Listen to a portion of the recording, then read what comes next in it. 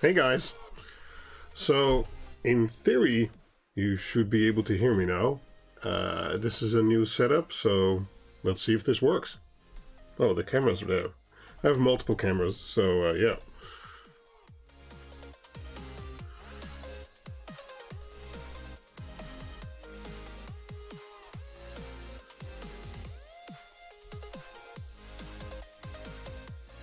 Just waiting to see if anyone can confirm they can actually hear me. I see the bars moving, but...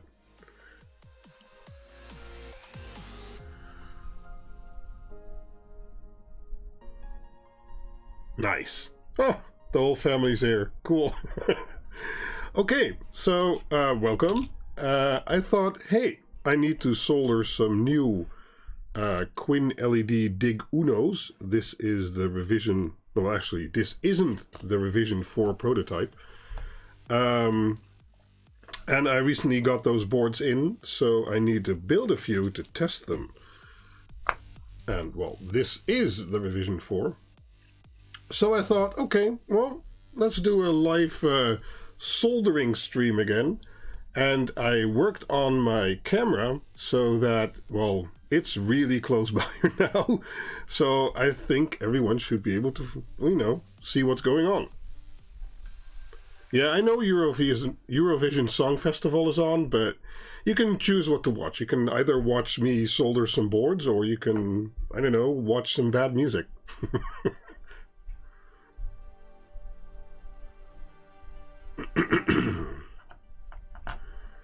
Okay, so I'm just going to start with these boards, and, well, as like the previous time, any questions surrounding the subjects of my channel are welcome, and let's hang out for a bit.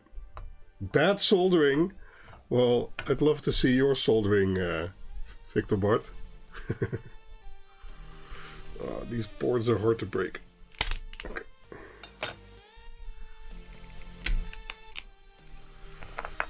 Okay. Have to do a little cleanup because of the mouse bites. You can either order boards at 10 by 10 or at 5 by 5, and in the 5 by 5 size you get 1, but with the 10 by 10 you get 4, and that's only like a few dollars more expensive, so that's why I got the 10 by 10s. But most people will order the 5 by 5s because then, well, it's a bit cheaper and they still get like 12, 13 boards, so.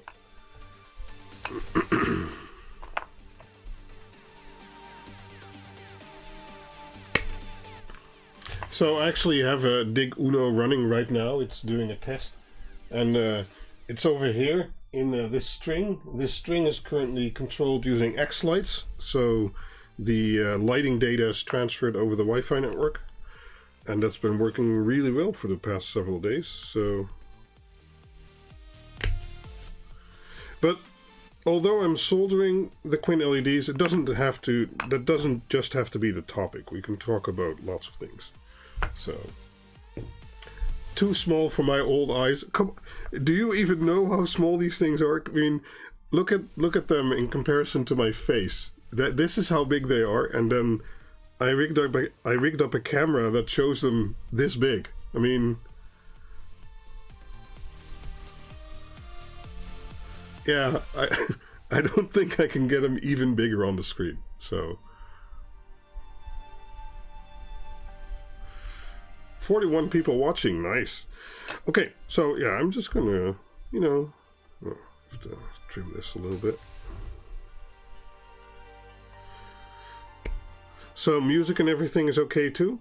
I know it's a bit louder than it normally was, but I have it set so that when I'm talking, it should lower its volume automatically, and then when I stop talking, it becomes a bit louder again, so you can, you know, enjoy the music a little bit. Talk about ZFS servers. Well, we can do that. That's fun. Yeah, well, Victor Bart's been building his server, and I have a server build coming up. I'm slowly gathering components for that. And that's been going really well. I've actually found some companies who are willing to sponsor some parts of the server next to the chassis. So that's really cool. Yeah, that's telling him, Emil Bart, get a bigger screen. There we go.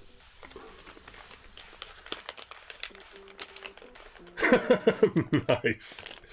49-inch big TV. That should work. Let's see what do we need? I haven't soldered this board many times myself yet, so I need to check. Okay.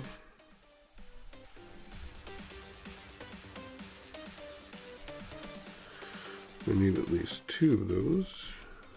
Maybe more. Don't know yet. Okay, thanks, Emil.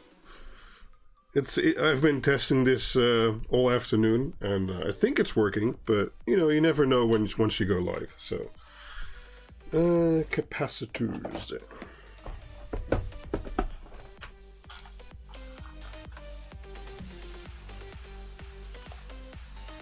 So I've also been working on all the hardware pages and configuration pages and stuff like that for this little board. 2 times. Another one.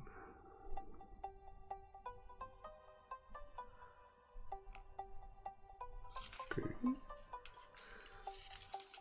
Yeah, so ZFS. Yeah, well, I used Proxmox on most of my servers, as you've seen previously on the channel. And this is not what I need. The new server will be running Proxmox 2. And it'll basically consist of the old parts from my desktop, but then giving new life into a new server. But I'm waiting to build it because I want to build it using...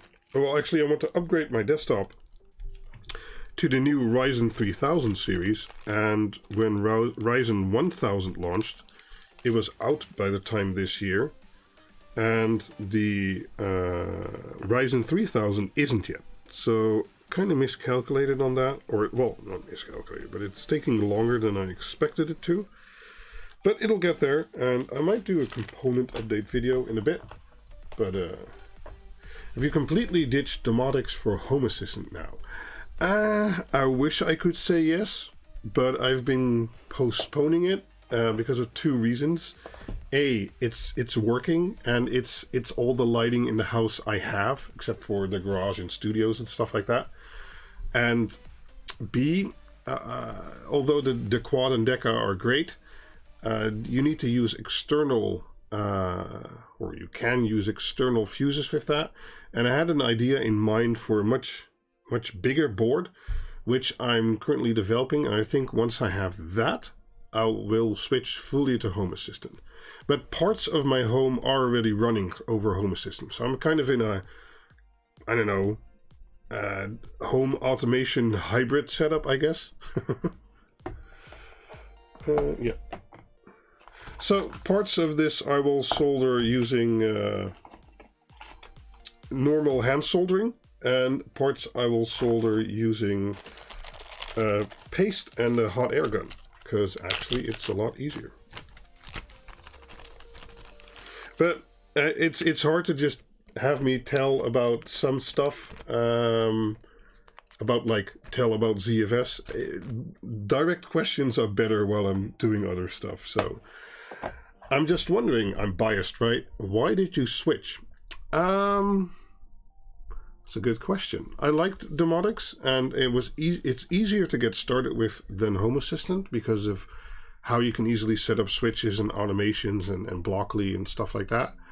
But nowadays it seemed that the development for Home Assistant, of which Frank is a big part, it accelerated way beyond what Domotics was doing, and stuff like ESP Home hooking into MQTT, because MQTT with Domotics is a bit harder, and ESP Home, and then having the native API and all those progressions really made me invest the time to learn Home Assistant, and then I liked it, and I'm switching, and things like Node-RED, etc.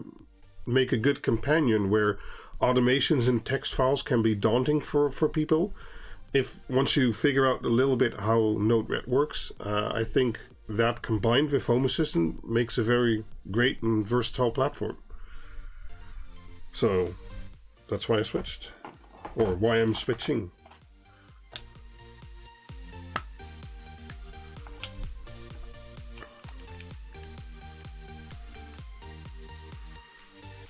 Oh no, the paste is coming out. So I have my syringe. Well, you can see the type number. I was hoping I have enough light because it's still light outside. And let's hope my studio lights are bright enough. I think so, but you can actually see the camera that's pointing at my board over here. It's one of my IP cameras I've been testing, and well, I think it's doing good. Thanks for explaining that. I find it interesting to know why. Anything you were missing?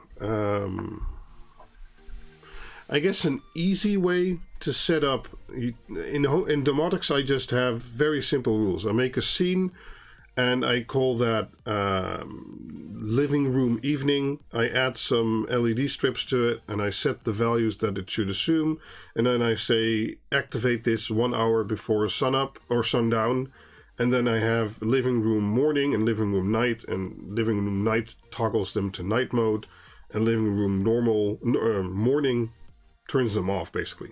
And that's just very easy to configure, and it's harder in Home Assistant because of the automations and how that's integrated. What is a good Full HD IP camera? Full HD, I don't know, Victor. I mostly do in 4K nowadays, so I think I have some good advice or examples. There's these Starlight models which do well during the dark, but what type of IP camera you should get is very dependent on the situation you're going to put it in. So, yeah, cap 10. Okay. So I'm just going to put some paste down on this board. Okay, don't need that one. Yeah, need this one. And for people who know how to solder well, this will be very cringeworthy, because I don't do soldering very well. Was that old paste that came out? There we go.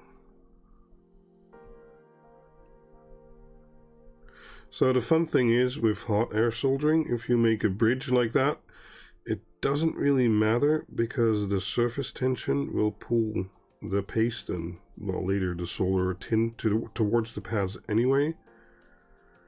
So that makes it nice and easy. Okay, we need a cap here.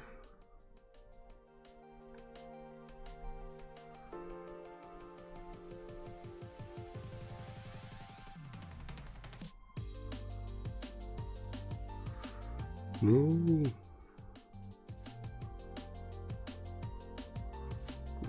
Making kind of a mess of it. Okay, and then we need some on these big pads.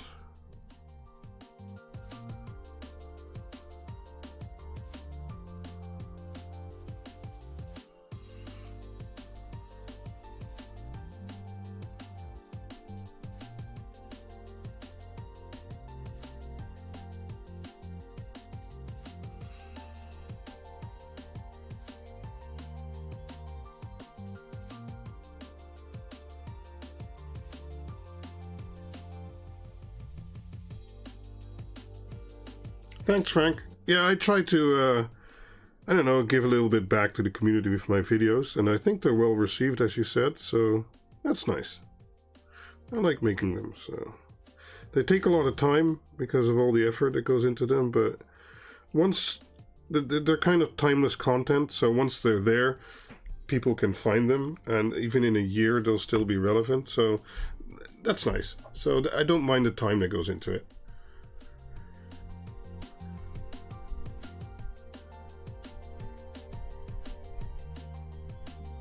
Yeah, okay, let's place some components.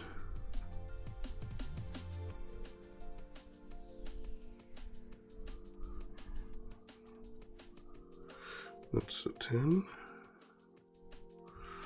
Oh man, I really didn't do a great job of that solder paste. Oh well.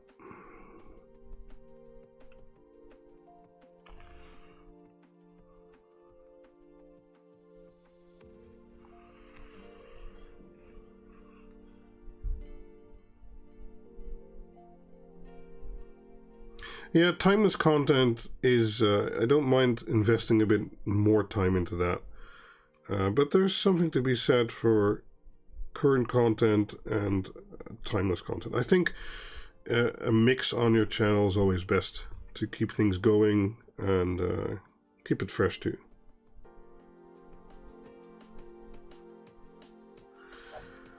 And then we need a 10.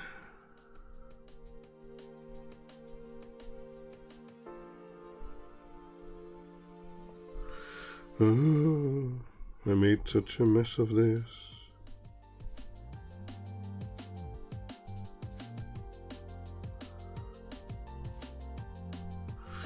There. This is a 4.7 resistor. Yeah, if you're looking at this, and you guys are actually looking at this closer by than I am, you're probably thinking, holy shit, that all looks crooked and that's never going to work. But that's the nice thing about hot air soldering. It probably will be okay.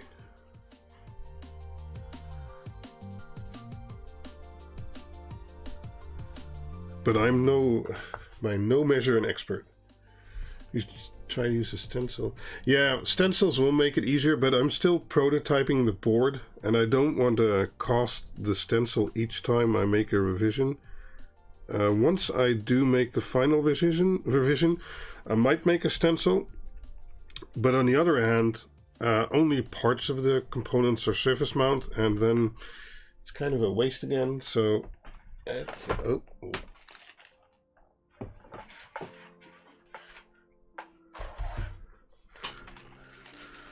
So I don't know yet, and I might transition to surface mount at some point, but then again, I want to keep these boards DIY friendly, and all this stuff is still easily done by hand.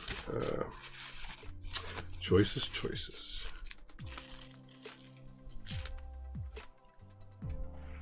53 people watching. I think that's a record. Welcome everyone. We're just hanging out, and I'm badly soldering some stuff. So if you have any questions, just hit them up in the chat. A 3D printed one? You mean a 3D printed stencil? I didn't even think about doing that. That's cool. So these are SS12. Yeah, and that goes there. Oh no. Okay.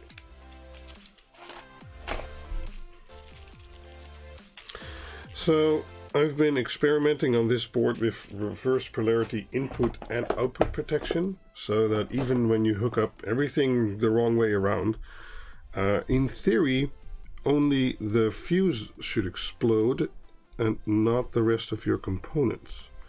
And I've been testing that already, but that's partly why I need more boards. Not that the boards blew up, but I want to do different tests. But that's been working really well. Haven't tried an ESP yet, and trust me, I've done so in the past.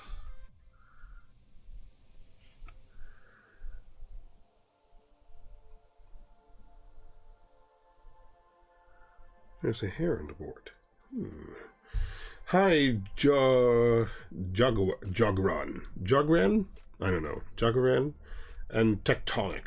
Welcome.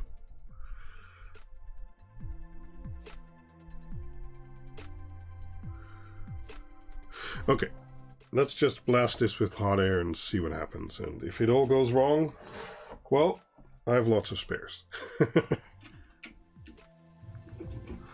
I guess you guys get to watch close up.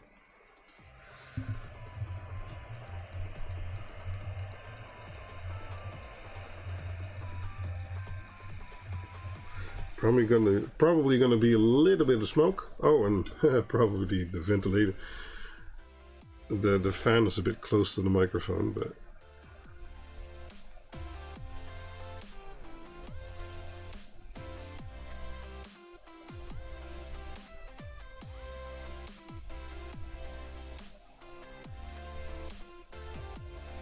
Oh, look at that.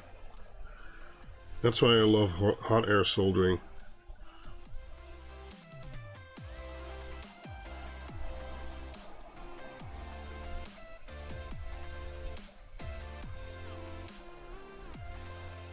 Come on, yeah, nice. Nope, tombstone that one.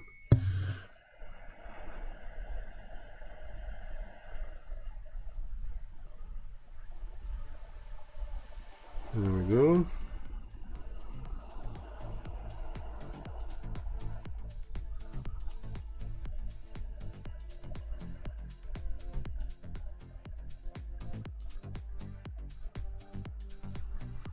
I'll look in the chat in a minute after I finish this in one go. There we go. Very nice.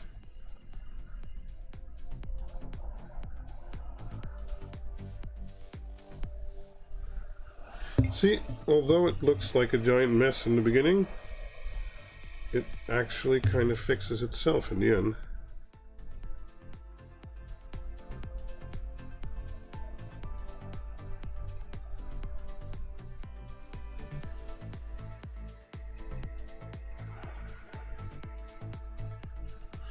Temp is currently at 370. That's a little bit high, but I've noticed that that works well with this paste. So we have a little solder bridge here. There we go.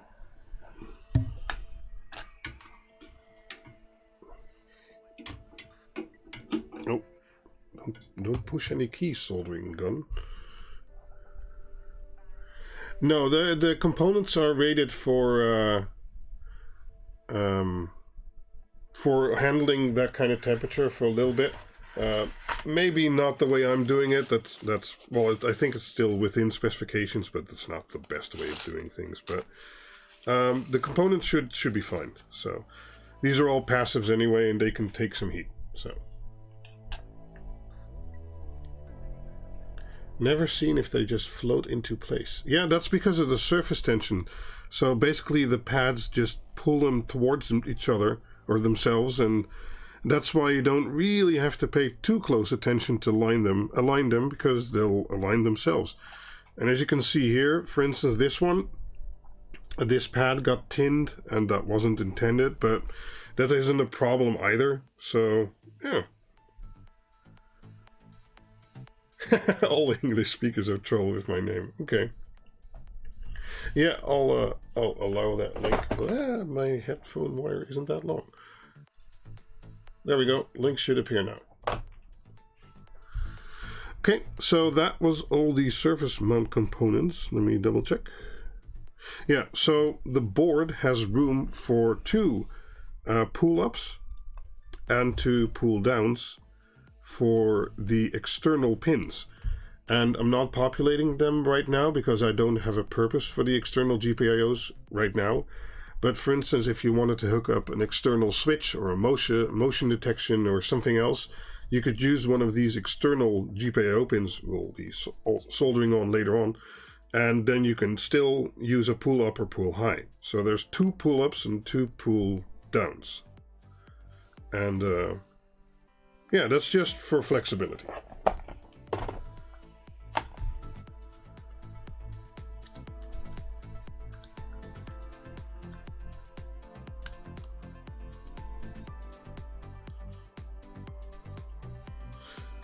$57 people. Oh, where's that? So now we're going to switch from the hot air to, I guess, normal soldering or iron soldering or whatever you want to call it. And we're going to do a little experiment with that because this is my roll of solder. And yeah, there is not much left. If any at all.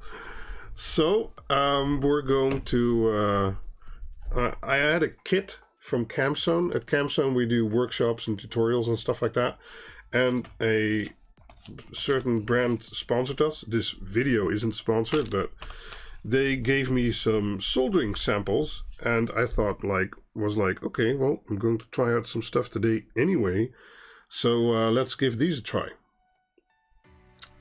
So they're different types, and they have little cards what they mean and stuff like that. But I'm just going to try them all. And I'm going to start with this one sounds nice, the Cristal 511. It's 1 millimeter, so it's a bit thick, but I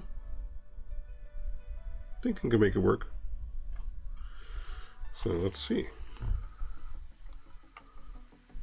Uh-oh. What do you mean we lost him? What's going on?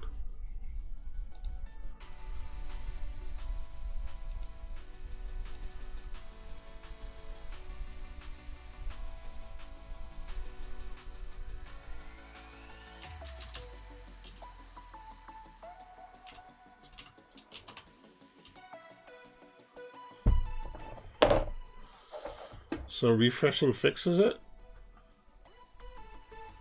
Huh. It does. That's strange. You heading out, Frank? Thanks for coming by. Or are you just joking? Oh, well, okay, maybe something on the YouTube side. It's saying 0.0% drop frames over here, so not sure what happened. But I was telling about different solder samples I have, and I'll be testing those out because I ran out of solder. Okay. Ah, okay, so some people had it frozen and others it's working fine. Okay. What should we do next?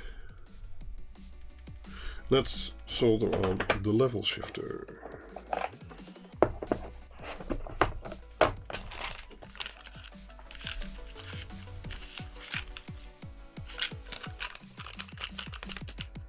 It seems for all the Dutch people it stopped. That's odd. Maybe a Dutch YouTube server crashed, I don't know.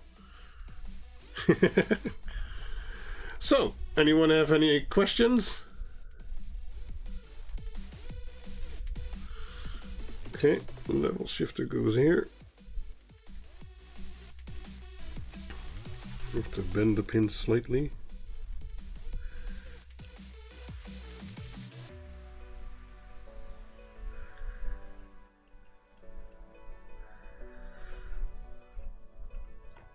There we go.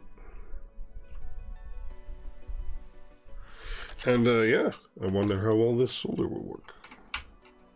Will this board run Crysis? Actually, if you want it to, it sort of can. You can hook up these matrix LED panels, and then you can run a video of Crysis. Hey, Blue Crazy, or Blue Crazy.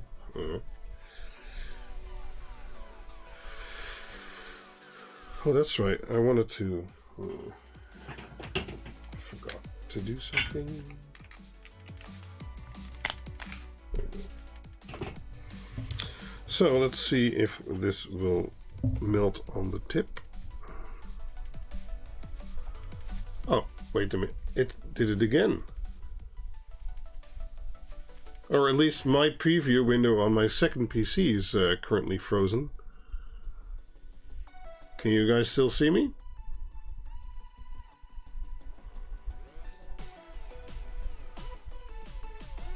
That's so strange.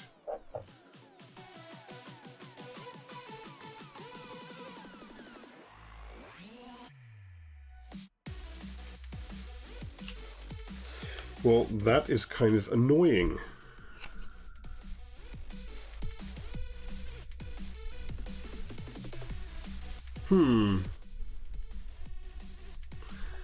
Yeah, but let's hope this doesn't happen too often, because that can get annoying. Oh wow, this melts really fast.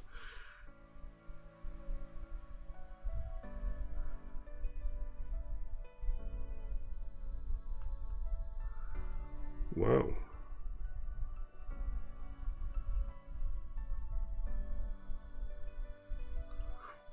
Oh, my soldering iron might be set too high.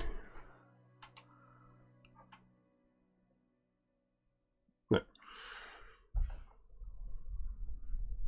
It's already annoying. Yeah, well, I'm not sure what to do about it right now.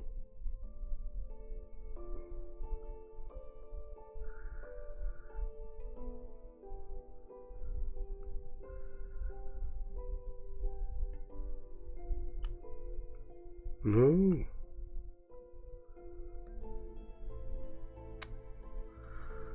Okay.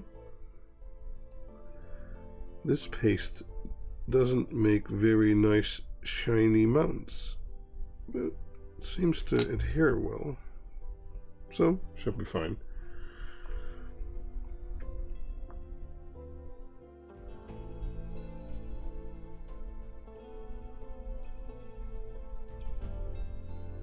Yeah, thanks, Colin.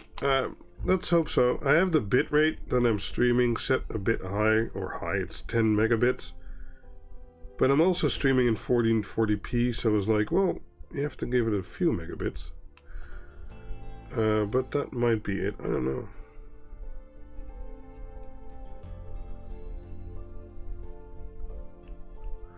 I do think this is the best soldering cam I've had in ever. Yeah, I know I should use a vise, but every time I use the official ways, I end up not liking it most of the time. You need to print a PCB vise. That's a good idea. Then it would be custom sized. All kinds of good ideas tonight. Thanks. These solder joints look weird.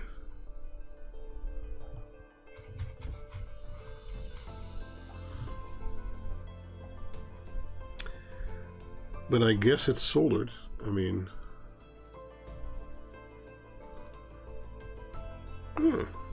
So, any good questions? We have 44 people in here. And it doesn't have to be about the QuinLEDs or stuff like that. You can ask me, you know, whatever your channel-related things are. But direct questions are best. So, let's see. What do we do next?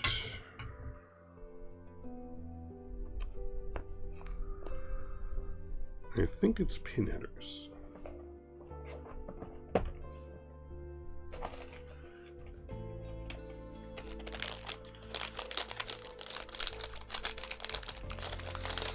Come on.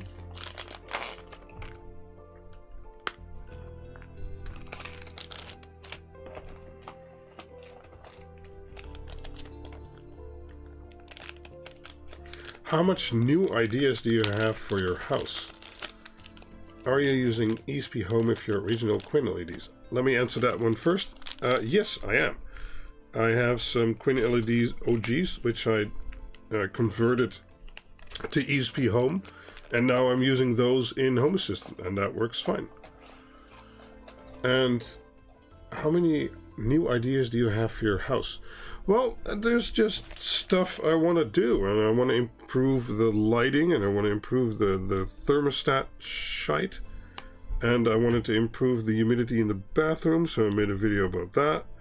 And I'm slowly working up to that, and you know, there's some projects now and then that I think other people might be interested in too, so that's what I'm making little movies about. I was like, okay, well, I did this, so let's make a tutorial for others. Nope, this one goes here.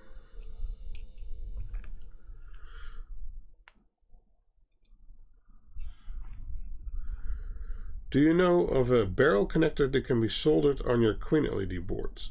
No, I use terminals because I like those better, and you have these little plugs. Let me get one for you. There we go.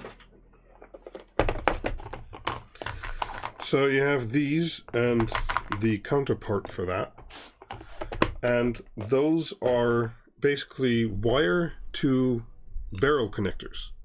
So if you'd rather use a barrel connector anyway, you can just take a piece of I use 2.5 millimeter square solid wire and put that into the terminals, and then use your power supply with a jack on that.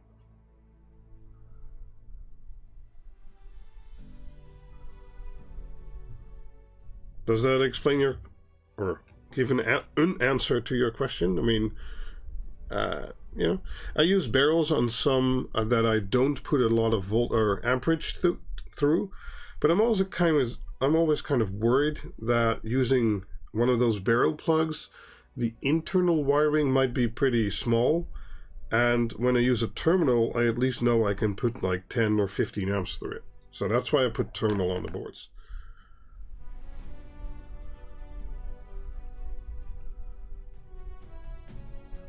Yeah, if it's working, it's working.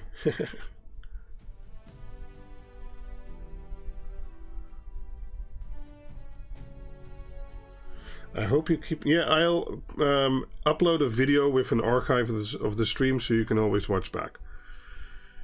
Let me see if I'm doing everything in the right order. Just go to here.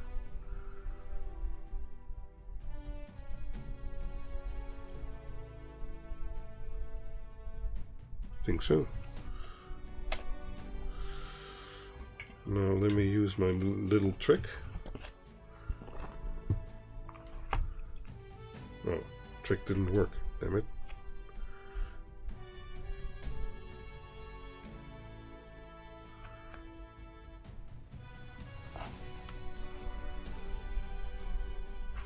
Wait, I have to check something.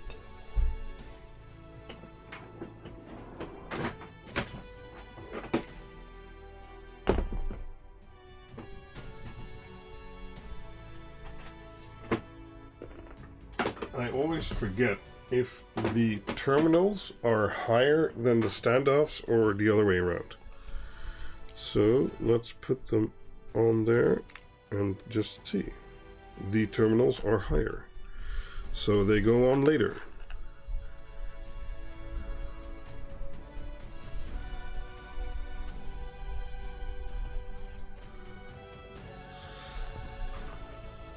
There we go. No, this one isn't straight.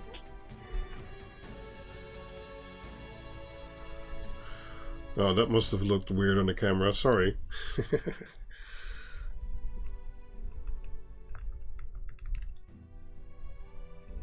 Okay, that should be good. So now let's try, I don't know, this solder. Oh, sorry about hitting the microphone.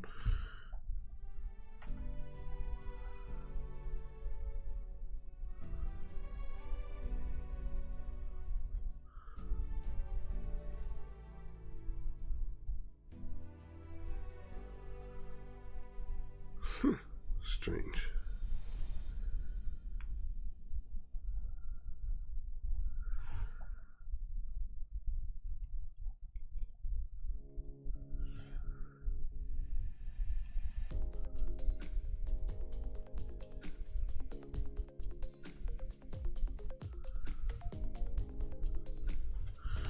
So, is anyone watching Eurovision? Are we winning? Or horribly losing like normally?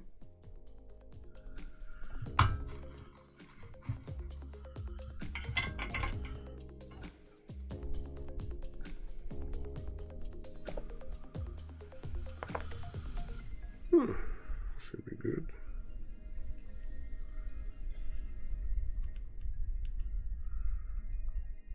Okay. The UK always loses. Well, the Netherlands isn't that far behind.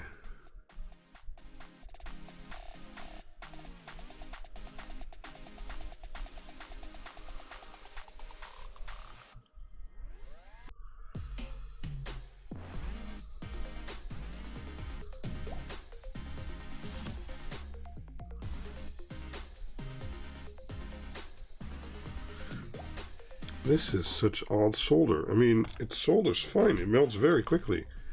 But then it leaves this weird... Well, it's not a shiny surface like I'm used to.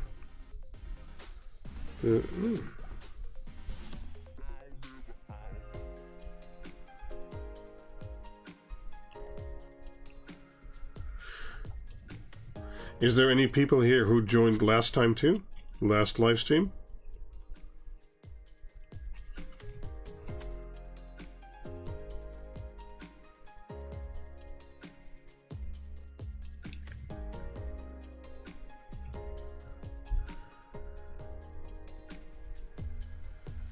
Hey Paul, welcome to the stream, man. You missed it, or well, you were there last time, I think, but only for a short while.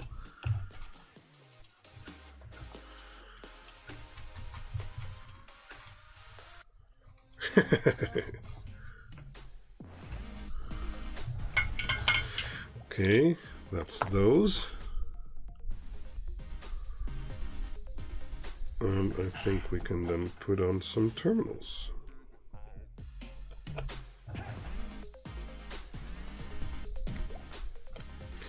Or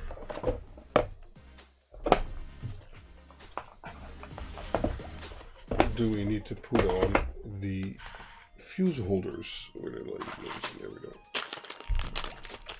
Not a question, but some feedback. I've been watching a lot of your videos. First time watching your stream.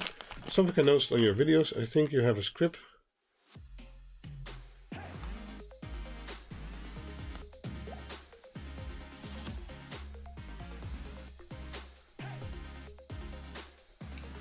I think your comment got cut off, or...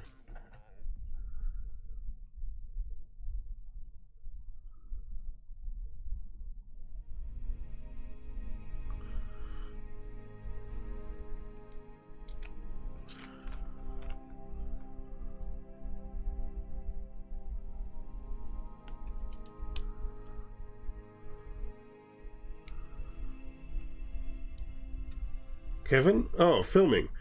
I think you don't want us to know that, so you keep moving your hand around every couple of seconds, which is quite distracting.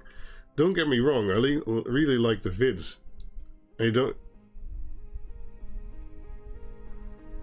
you don't seem to do it now? Ah, okay. Well, yes, I do actually. For the tutorial videos, I do use a script.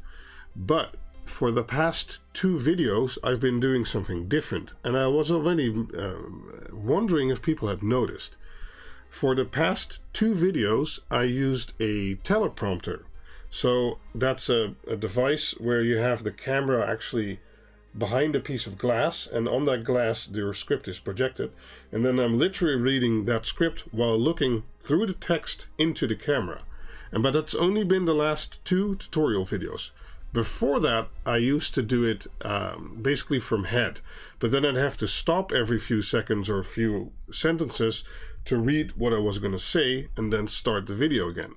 With the teleprompter, I can just keep going because I can read while watching and recording at the same time. Ah, I didn't know there was a character limit. Okay. So, is it only in the last 2 videos that you've noticed it being different, or that what you find annoying, or was it before that too? Well, Emil's doing all kinds of things at the same time.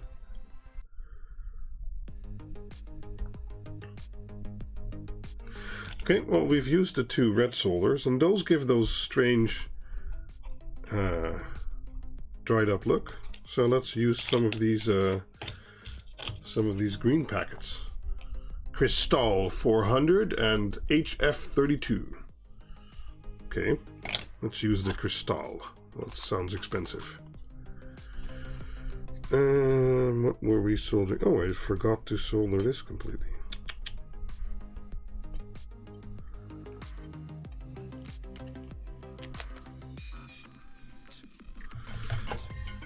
Let me finish that.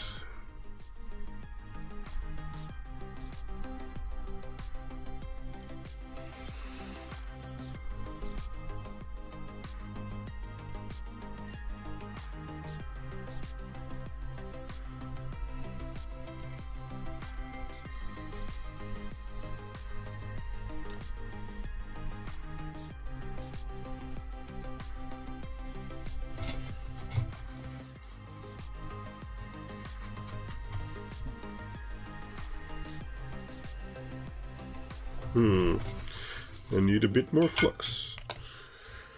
No, before. Haven't seen the latest ones yet. That's okay, Dextron. You haven't missed much. We're just talking and hanging out, soldering a board. Let's put some flux on there. Kester solder for me. Get one of the big spools and you'll never have to buy one for the rest of your life. Yeah, I actually finished this one recently. That's why I'm trying different samples I have. Yeah, Kevin, check out my most recent Home Assistant tutorial videos. The last 2 of those have been made using a script and a teleprompter. And I wonder if that makes it any different for you. Because I think after testing it for 2 videos, I kind of like it for my workflow because it saves me a bit of time. Because I don't have to learn everything from the script out of my head and say it like 15 times until I get it right. Because I can just read it from the screen.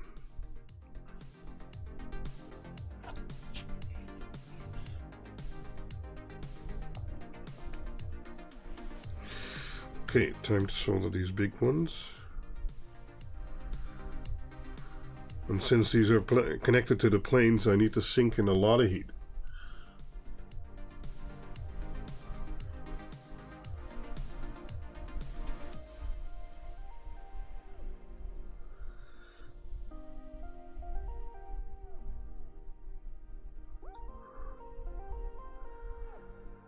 Come on, little pad, you can do it. Or actually, soldering station, you can do it.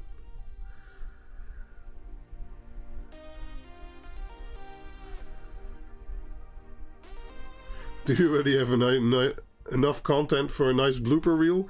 Well, I think I could do a longer blooper reel per video than actual content. So, I don't know about that.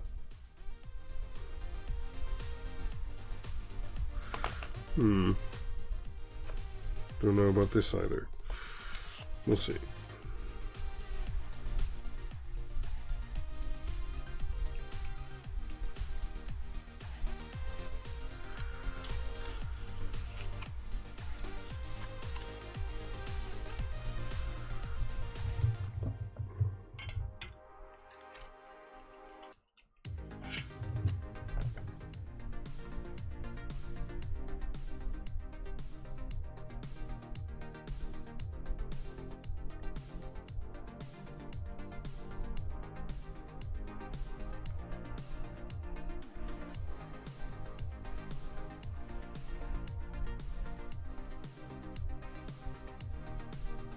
Come on, little solder pad. There we go. So this solder seems to stay a little bit more shiny. The Crystal 400. Oh, wait.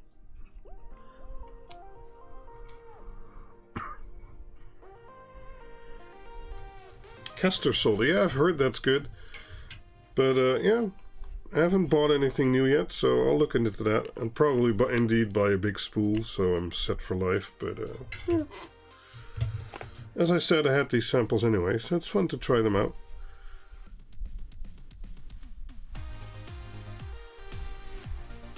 Oh, you need to sink in so much heat into these ground-connected pads. Satisfactory, yeah.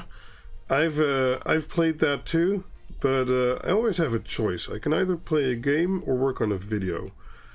So I kind of have to balance my time there. But I think in the end I got to tier 6, the last tier. And then I said, okay, I need to stop playing this for a while until they bring out some really nice updates, and then I might look at it again. I might need more heat, so let's see if this works. Yeah, let me turn up the soldering iron. There's just too much ground plane here.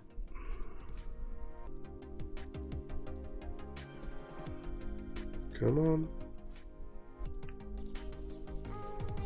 There we go. Nice, okay.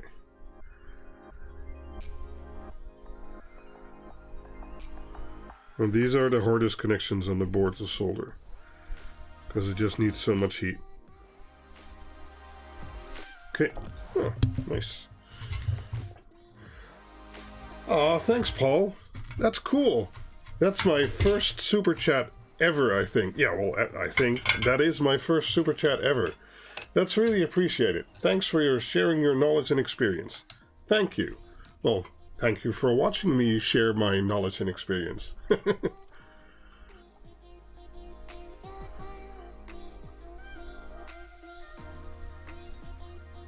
Oh, you have to do it all again, Blue Crazy? Well, Satisfactory is a game where if you do it again, you're like, I'm gonna do it so much better this time, and then it turns into a giant mess anyway. But still, I like playing those games where you have to think of your own design and have to do it again. That's also why I call like designing these boards. It's like, I don't know, puzzling for adults, because you have the green and the red lines, and those can cross, but the same color can't cross, and you have to make some thicker than others, and yeah. It's fun. Okay, so let's solder this fuse holder on there.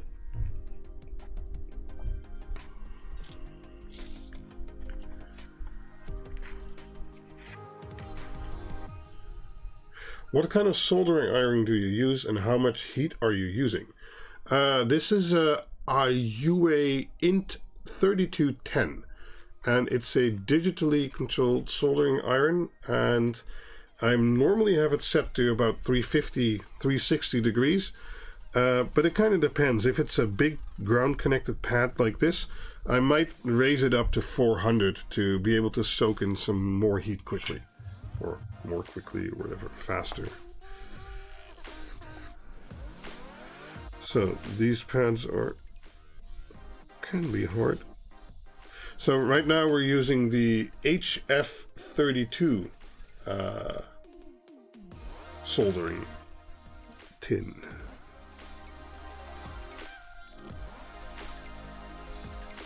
Oh, this one, might have gone some in my eye, I don't know. This one flows nice. Oh, there's a lot of flux in there. Holy shit.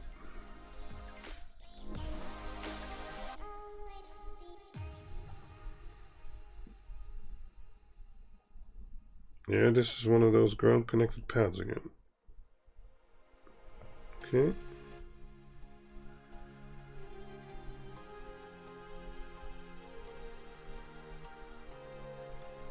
My soldering wire is actually stuck to the pad.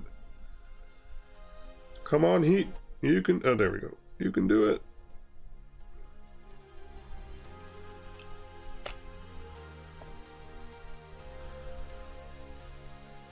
Could make a whole funny video about that. Battling of the solder pads.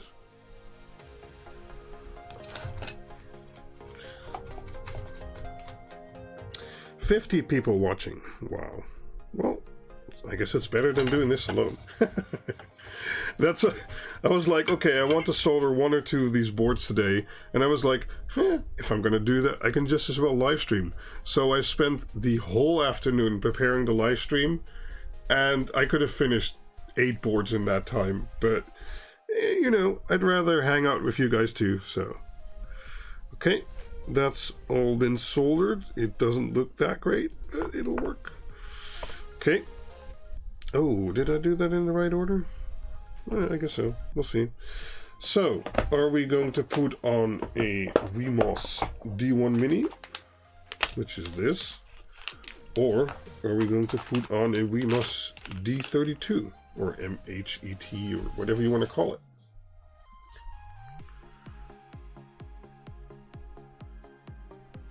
$63.37. Let me see what this is actually. So these are 95.5. 95. Interesting. Yeah, so these are all very different. So I guess these are all leadless. Maybe that's the clue. Because the Kester still has lead in it, right, Paul? It's behind my face cam. Oh.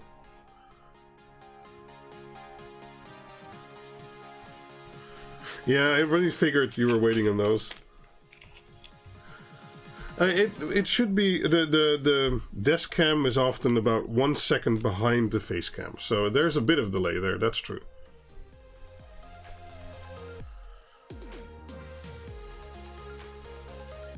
You have your soldering iron set to 390. Well, I think that might be because these are all leadless, and if you use leadless solder, you might need a much higher temperature than you did for solder that uses lead. So that might be it. What's the advantage of using...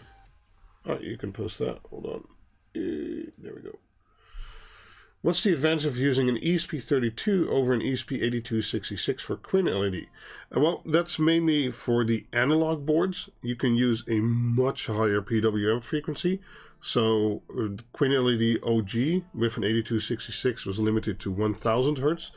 And on the Quad and Deca, which use a 32, I'm running them anywhere from 40,000 to 120,000 Hertz. So if you're doing video work like this, that can be very important. And also, like on the Deca, I'm using 10 outputs. And the ESP32 has some other advantages. If you're using like the GPIO pins for some sensors and other stuff, an 8266 might have interrupted Wi-Fi traffic and flickering and stuff like that, where an ESP32 has much more processing power. So it can handle all those things in parallel. It even has 2 cores. So, yeah, those are the main reasons, I guess. What am I gonna solder on? I'm gonna go 8266. If I do another one, I'll do a 32 on there.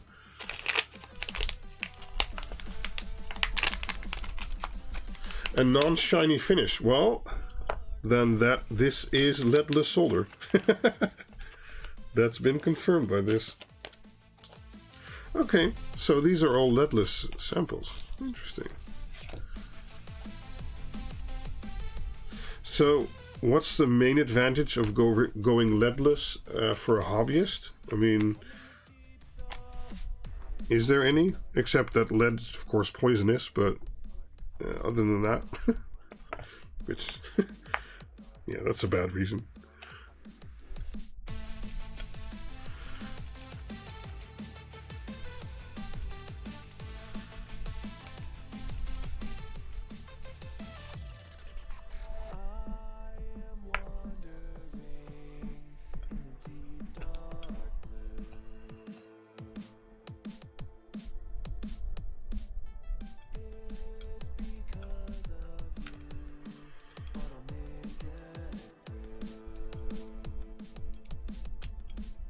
Okay, doing it this way, those pin header sockets automatically align, and they basically always go on straight.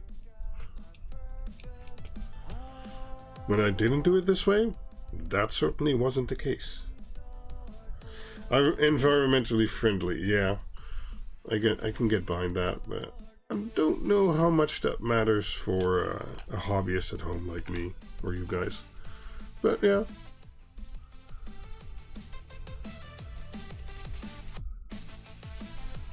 Well, if you're using an 8266, that can work very well. Except if you wanted to do more things than just provide PWM for your LED strip. Because as I said, the OG uses an 8266 and that works fine. It's just that when you ask it to do more stuff at the same time, it can become a problem. So, okay. Welcome to Janky Soldering I Don't Have a Rig. I basically just prop it up with anything I have lying around. Okay, let's solder those. I don't know, let's try more of this HF32.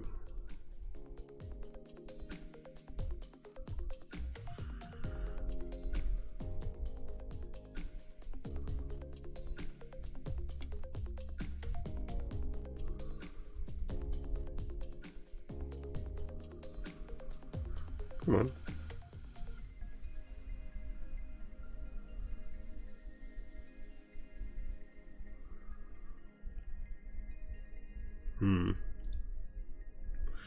Okay, don't like that.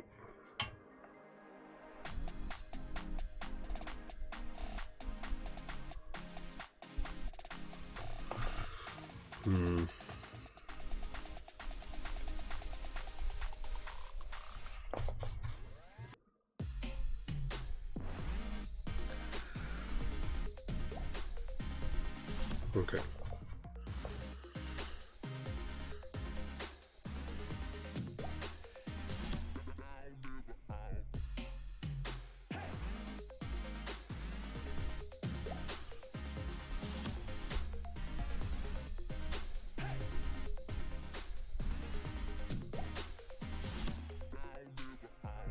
Quinner's janktastic. Hey, like Jay's 2 cents says, don't do as I do as I say. Yeah, that would apply to me too.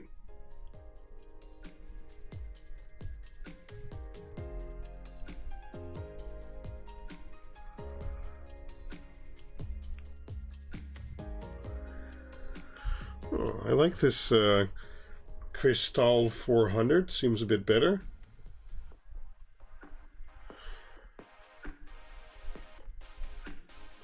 Juniper had to do a new revision of the EX4200 just to be able to import new stock in the EU.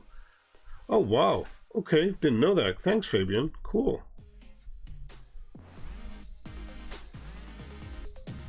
Yeah, well, Linus does that. Linus is a very good example of that, too.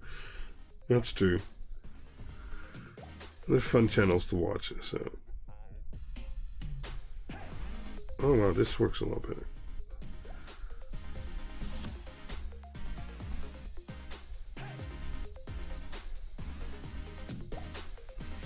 Still, I don't know, I might get both. I don't know, some leadless and leaded solder. Because I'm having a much harder time soldering this than I had before with my other stuff. Come on. Oh, come on. You see that?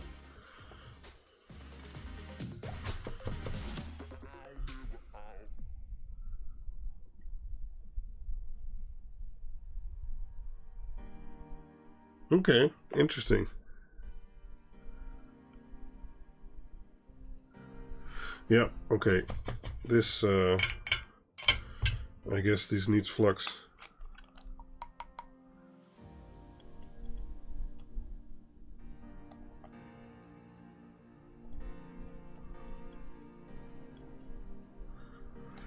Lots of flux. Can't have too much flux. There we go. Oh.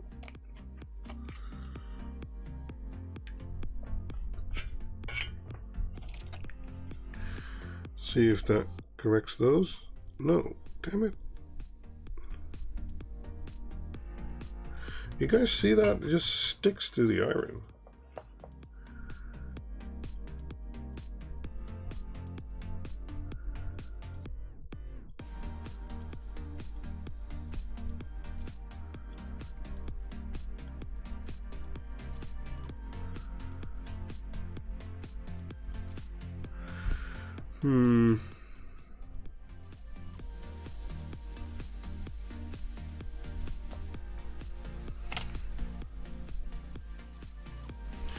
Yeah, I might be going back to leadless, lead-free. That's true. That's true, Case.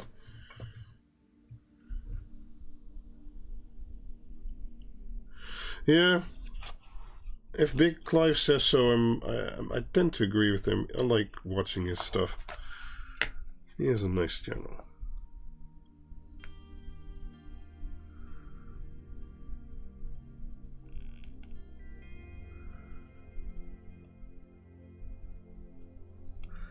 Okay, I'm kind of done with this stuff. I think the conclusion is... Okay, I have to solder this one correctly. Leadless solder is not meant for Quin doors. Oh, come on.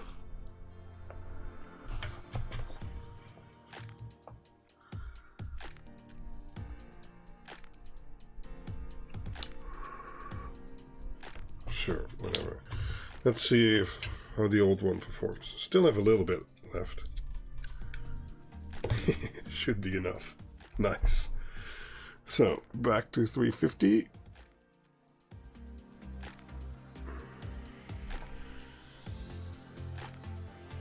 Yeah, I noticed he did that, and but I think he has one of the top models doing that. But still, it's amazing that he can make such nice videos on just a phone. Oh, look at that! It just sticks like magic. So this is the last of my old solder, but you can see the difference, right? Wow. Okay, that's that settles it for me. Oh, come on.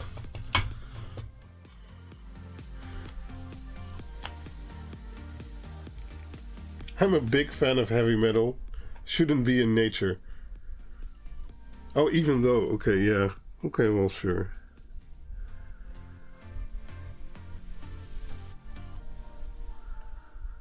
Come on.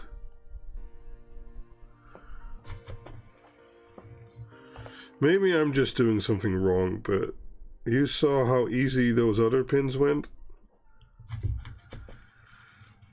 And how horrible these look. Jesus.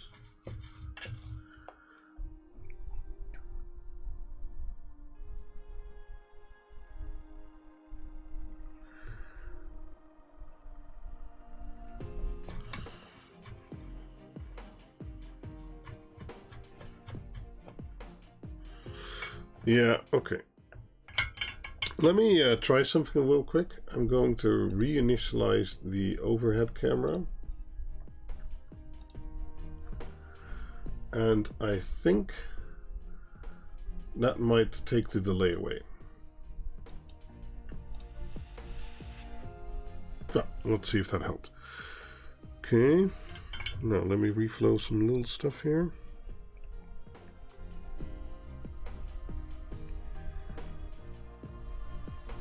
Nope, not happening. Fine. Draw it through. Yeah, just, you know, pour it on there. Like pour the whole bottle on there.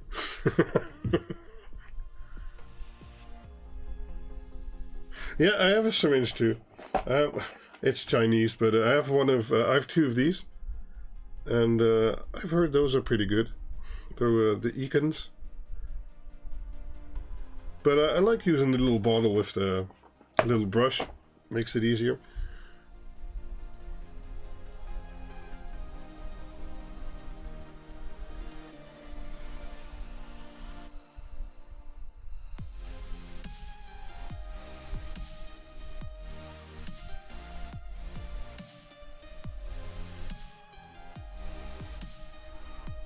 Okay, cool.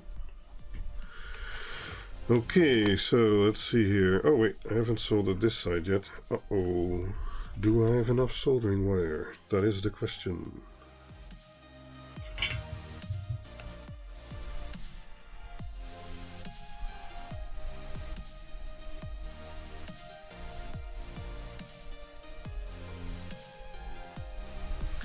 Just look at that. Oop.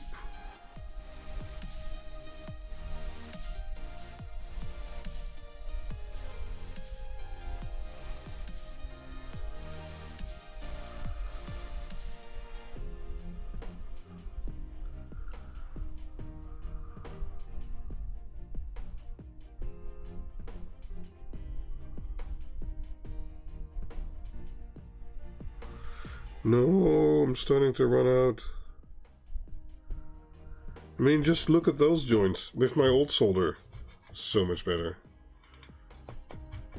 Yeah, I think I'm gonna buy some new leaded solder too, because, well, just look at that.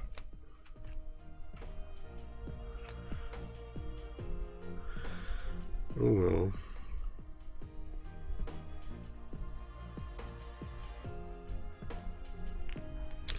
Come on. There we go.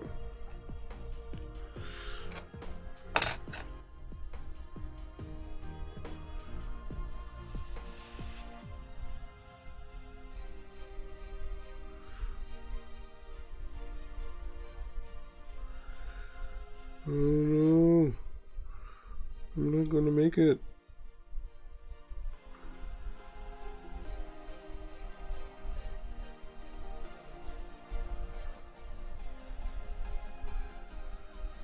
Nope.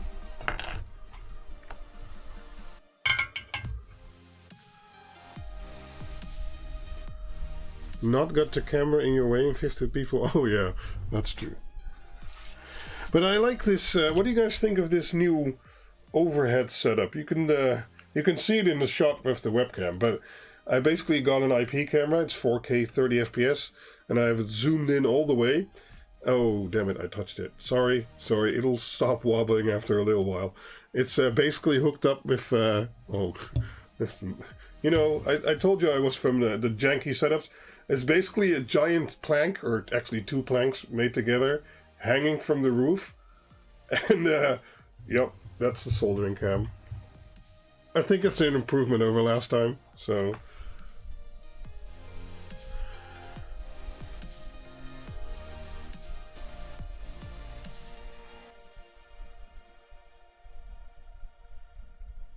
So yeah, this is one of the IP cameras I've been testing anyway, and after testing I didn't really have a purpose for it, but I think I found it.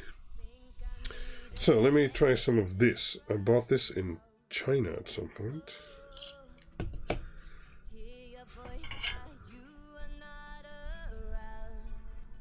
But I think that's actually better.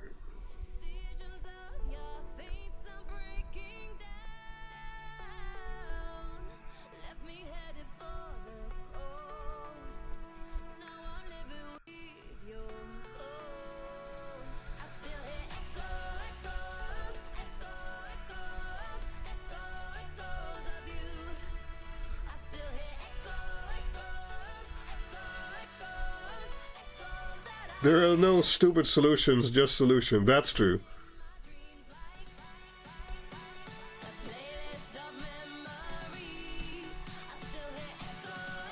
On heavy bass music?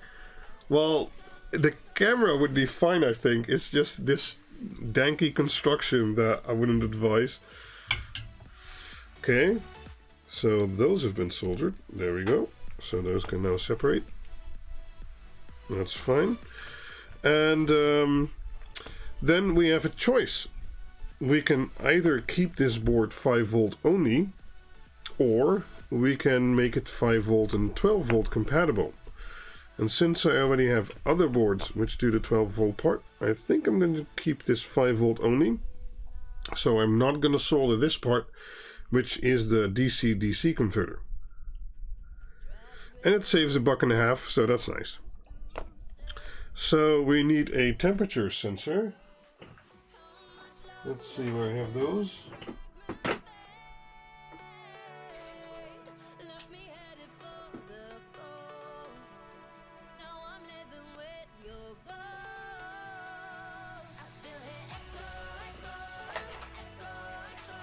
I thought I had those in here.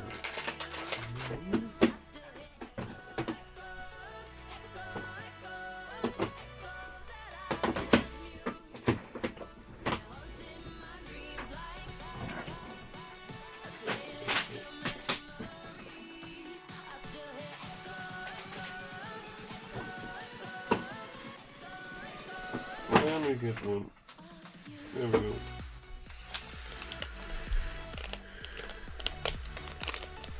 The image froze. Okay, well. I think these might actually be okay with that, but I do have to say I haven't tested with that either.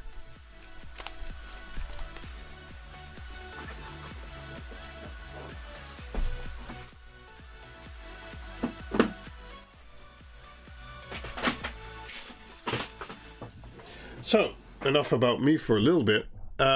What are the plans you guys have this weekend? I know it's already half past, but, you know, anyone have anything fun planned?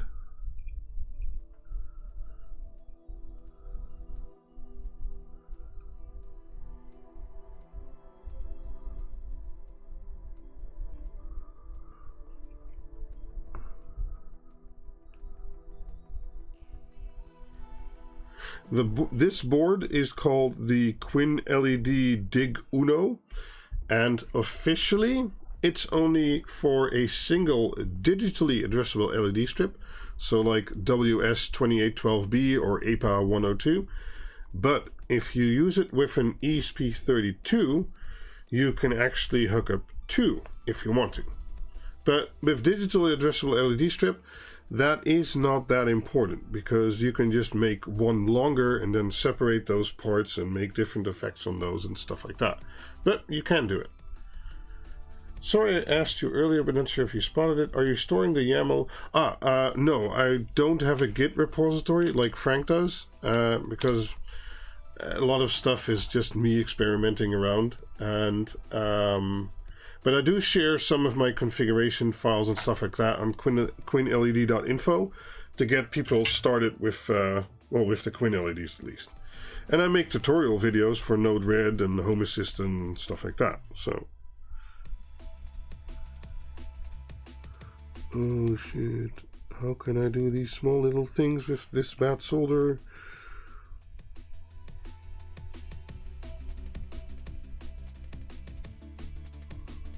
Oh, I guess they don't need much. Let's break out the old man tool.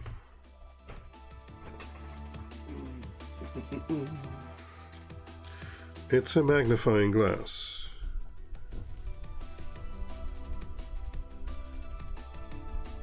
Okay, that works. So this is a magnet. Does that work on camera? I don't know.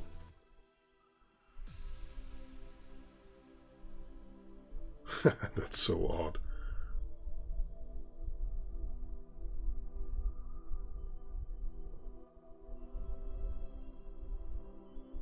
Okay, whatever.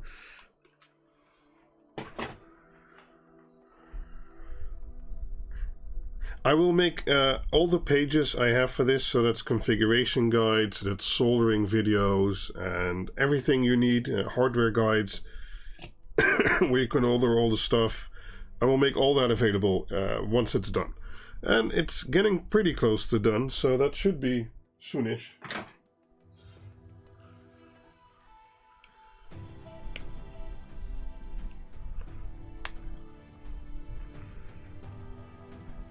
I've already been working on the pages for the past week, so they're getting there.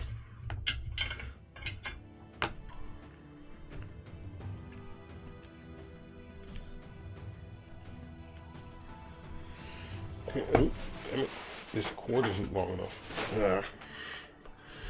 Back. Did I miss a lot? No, just further along soldering. So I think the only things left to do now are the large capacitors. Okay. Do I have those here? Capacitors large. Yes.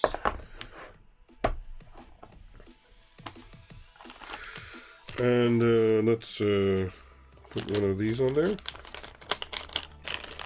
Still experimenting with capacitors a little bit. And then we need a capacitor medium.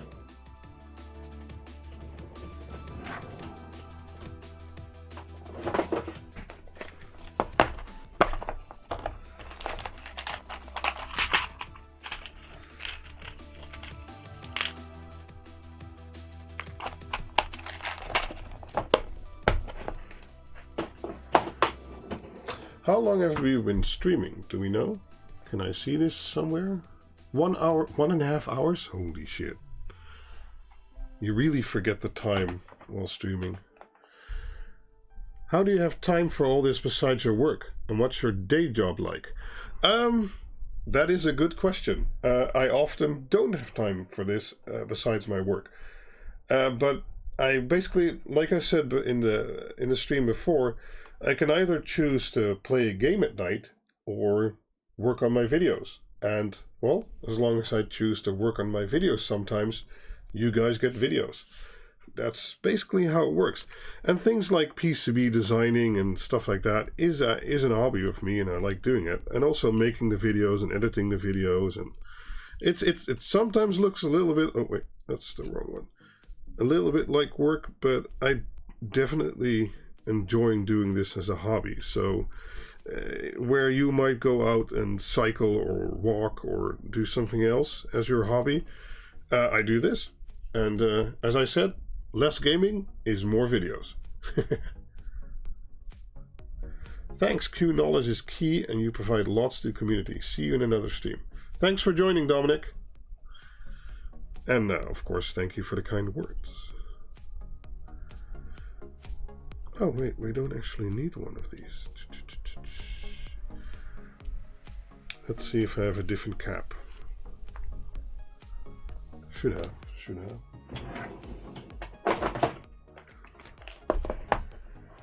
Appreciate your work. Thanks. That's always, well, appreciated on my side, I guess.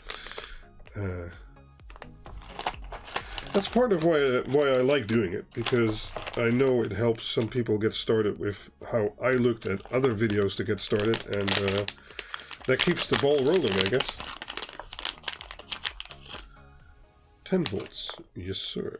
Oh, will that fit? Will the capacitor fit? No. No problems there. Okay. I might need to change that in the final revision. That's fine.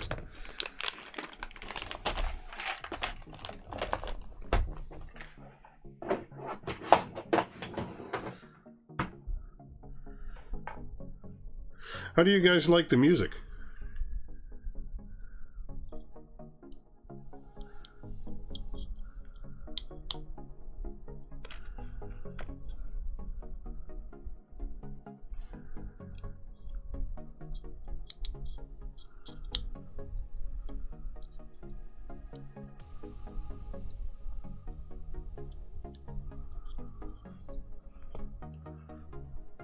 Not enough hard style. Yeah, that is true, I guess. I can't say that it doesn't. But I think the general public here doesn't like hardstyle that much. I don't know, maybe.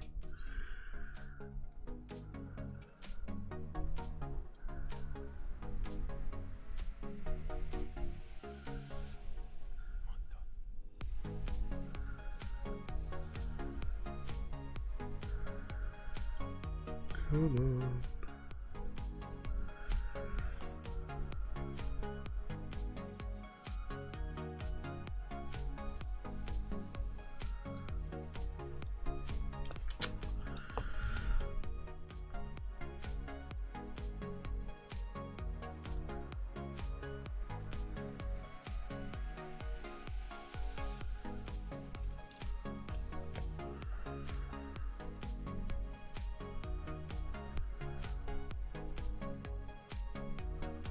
Thanks, Dextron. Hardstyle's indeed too soft for this audience. Play more hardcore.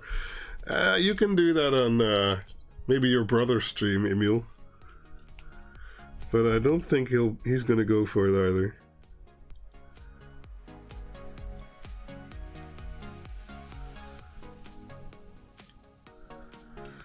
Stupid legs. Ow.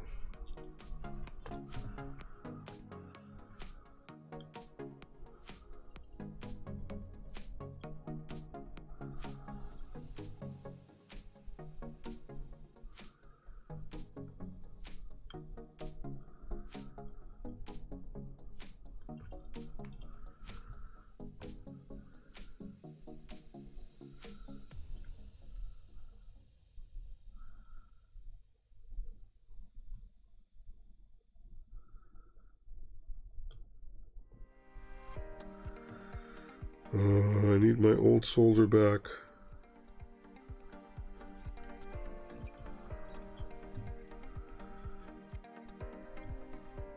Good enough, I guess. It'll work. I'm playing Frenchcore at the moment. I got my own channel, Nachtbracht Recordings, for that. Used to live stream parties on YouTube. I might have actually caught one of those, or one or two, but it's not really my thing, so.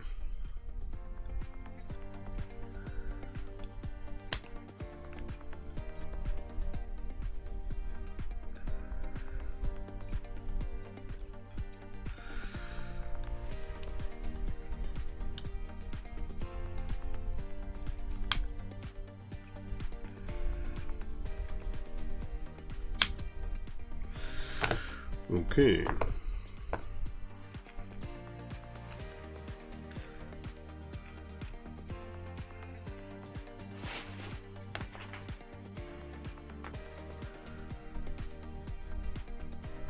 Yeah, you're right, Dextron, but this is also some weird ass, and this is ROHS, so that also means that there's no lead in there, I think. But yeah, I'm just gonna get some rolls of the old one.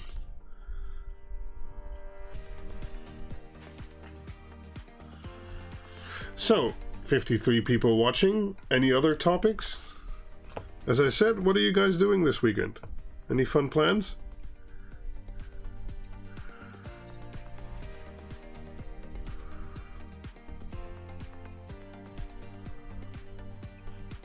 Okay.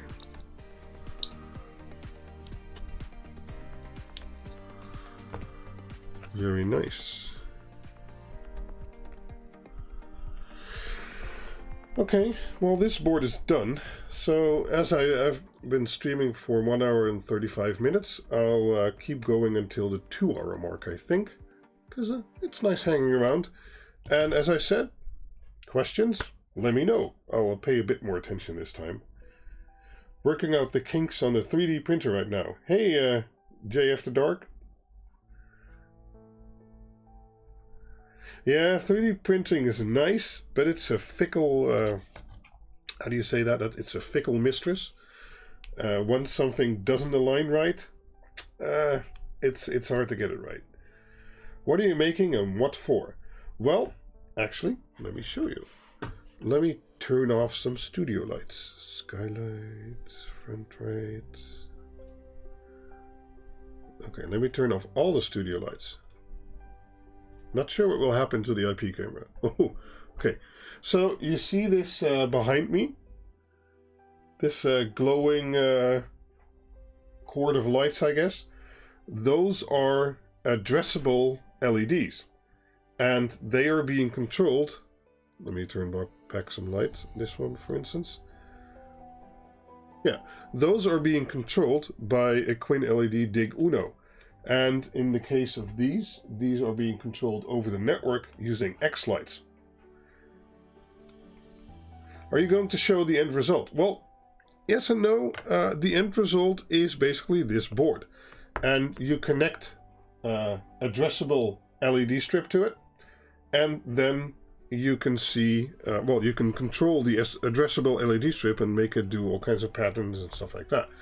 You know what? Let me get one of those LED strips and I'll show you guys, because the soldering's done. The only thing we need to do here is take a fuse,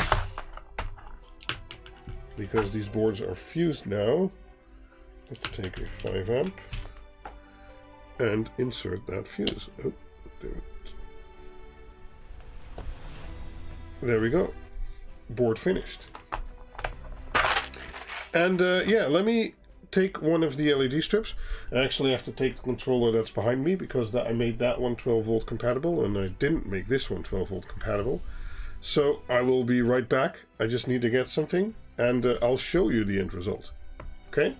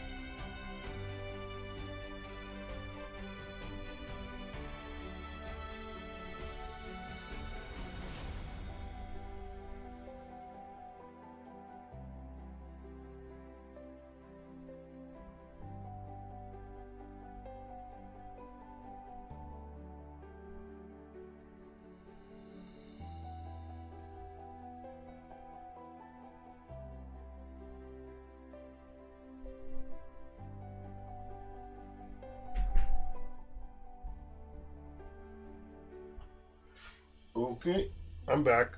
Hold on. Need to hook up some stuff. Yes. I actually need that board.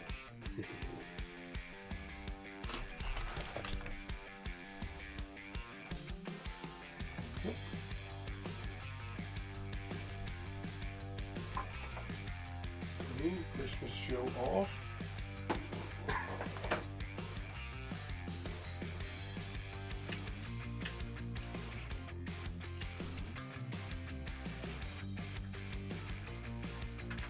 Hold on guys, I'll be right back.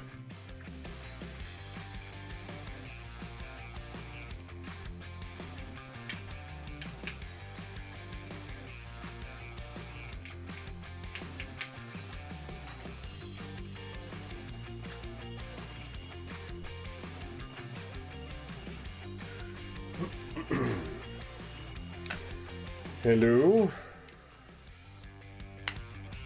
Is that a car fuse? Yes, that's a ATO style car fuse. But since these boards are rated for 5 volt and 12 volt, I thought, okay, that's a very easy and cheap form factor. So why not use that instead of more expensive methods? Okay.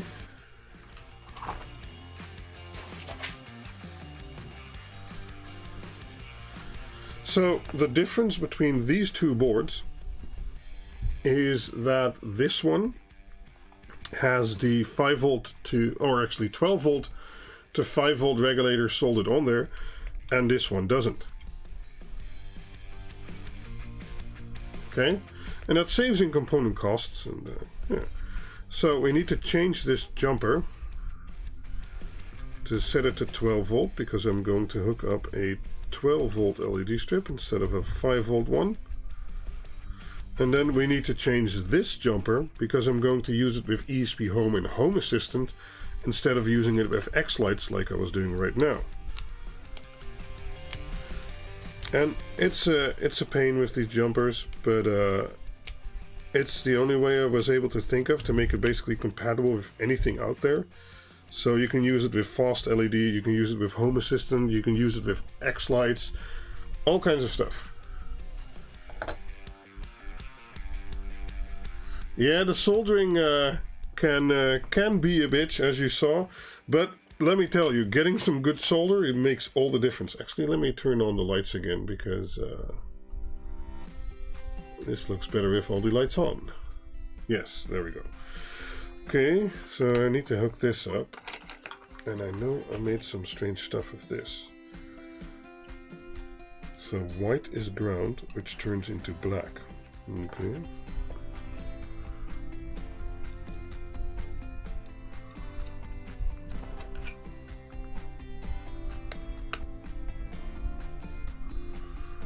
And then red is blue, because that's very logical.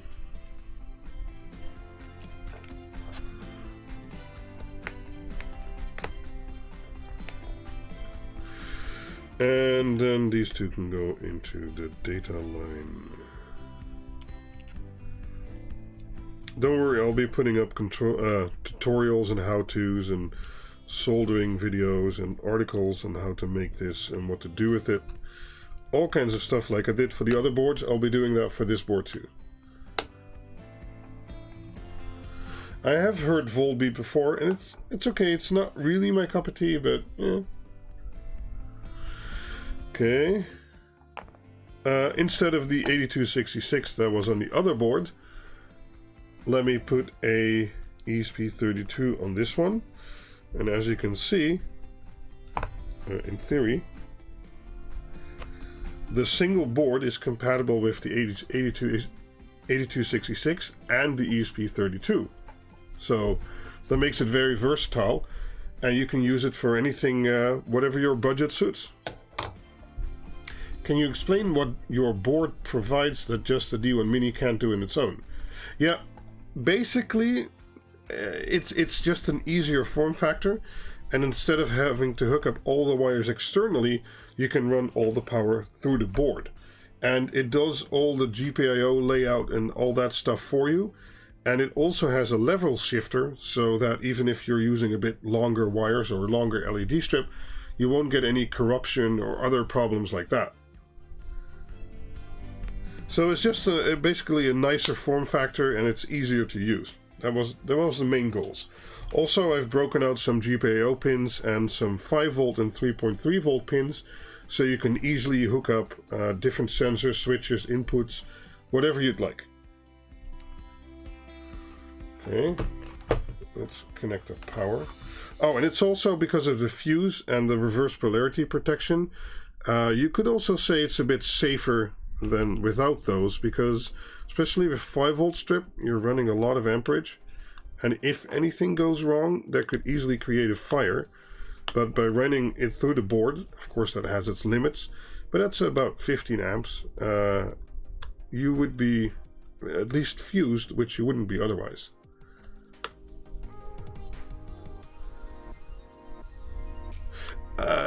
Kits of the boards and the parts is hard, because if I did, I would have to buy the parts for the same price as you guys could buy them, and then I'd have to import them, so I'd have to pay import and tax, and then I'd have to sell them again, so I'd have to pay tax again, and by the time it would arrive at your doorstep, making one of these would be just as expensive as buying the components for 5. And that's why I don't really sell kits yet. I really want to figure out a way on how to do that so that it helps people actually, and not just makes it more expensive to get one. Yeah. Okay. Who's waiting for the magic smoke? Less magic smoke, yes. No, that's one of the intentions of the board. That's correct. Okay, so this is a 2815 LED strip. And as you can see, it has 144 LEDs. And because it's a 2815 and not a 2812, it runs on, I think you can actually see it on the camera, it runs on 12 volt and not 5 volt. And that has some advantages in regards to voltage drop and stuff like that. Why am I dropping frames? What the kind of stupid thing is that?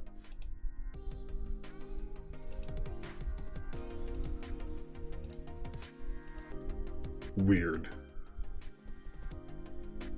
Oh, I guess it's time to end soon. Anyway, let me show you this. So let's hook this up.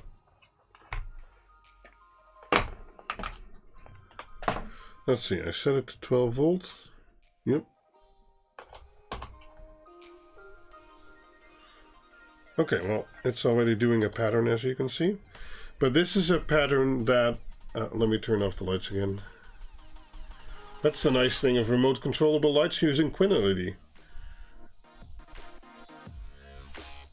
Yes, but it prevents access to the USB port on purpose, because you do not want you don't want to hook up USB while it's also connected to an external power supply. So the way I did it now is that you will have to take the ESP off the board to do the initial programming once using USB, and then after it's on the board you can just use OTA or something like that. So let me zoom out the camera a little bit, because we can do that. A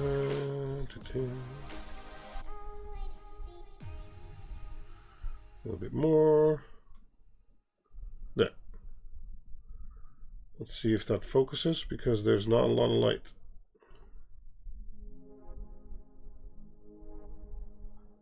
Let me turn on the lights real quick so that it can focus.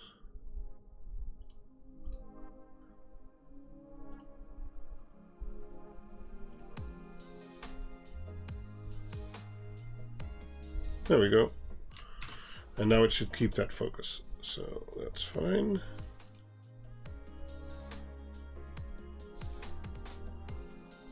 Oh no, where's my browser? There we go. Okay, but what we can do is, if I look up this module in Home Assistant, integrations, ESP, so I can do another rainbow effect where you can see that effect a bit more clearly. And I can now change these effects in Home Assistant.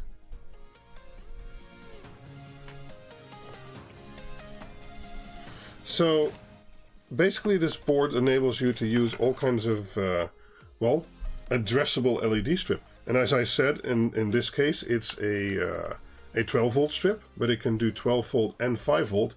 And you can use all kinds of patterns and stuff like that. And this is, I see three usage ways. I see three ways that you can use it. One is using ESP Home like this and Home Assistant, and you can toggle these based on events or automations or stuff like that. And after that, I see you can use some raw Arduino code with fast LED. And you can use all kinds of nice effects, or you can actually trigger those using ESP Home. And the other one you saw me using earlier, that's using X-Lights or Resolve or Resolume, I don't know, some other stuff that uses E1.31 protocol, where you can send all kinds of effects over the network and control it in real time over the Wi-Fi. And you can, well, I'm going to show a lot of projects doing either of those things in the future, what you can do with all these things. Would this setup be suitable for Ambilight?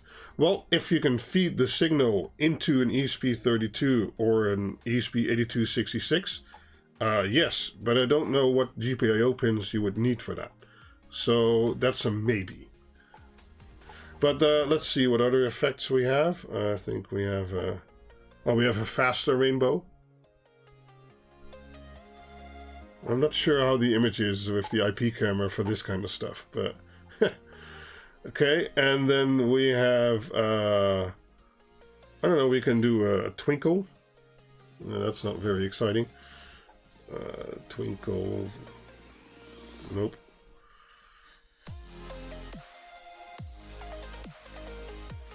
Yeah, most of these effects aren't very exciting on a strip.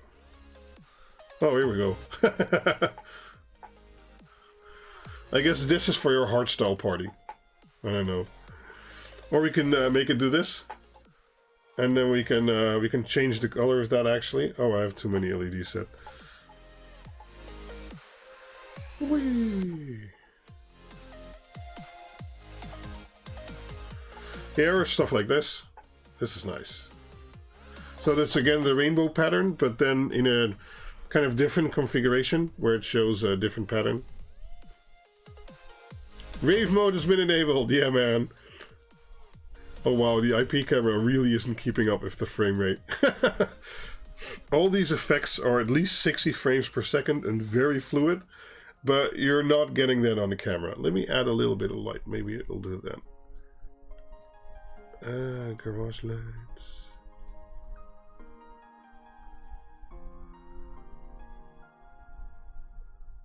Maybe like that.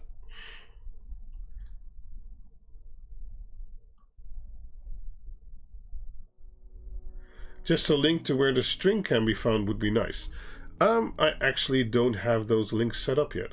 But don't worry, in the next coming weeks there will be videos about how to build the QuinLED boards and where you can get these LED strips and the differences between 5 volt and 12 volt and what you need in what situation, and like 30, 60 or 144 LEDs per meter. Do you want water protection on those or not? Lots of different questions for lots of different situations, and I'll try and answer those in the coming weeks or months in videos I'll be making about this stuff. And well, I think unless you guys have any burning questions, that is also a good time to finish the stream. We built a board. We're not using that one. I'll test it later because I need a 12 volt for this strip. We built a board, and well, this is the latest prototype of the QuinLED-Dig-Uno, so digital LEDs instead of analog LEDs like I'm using for my studio lighting and stuff like that. And well, expect more of this in the future, including where you can order the boards and where you can order the boards like this, and where you can order all the components and soldering guides and all kinds of stuff.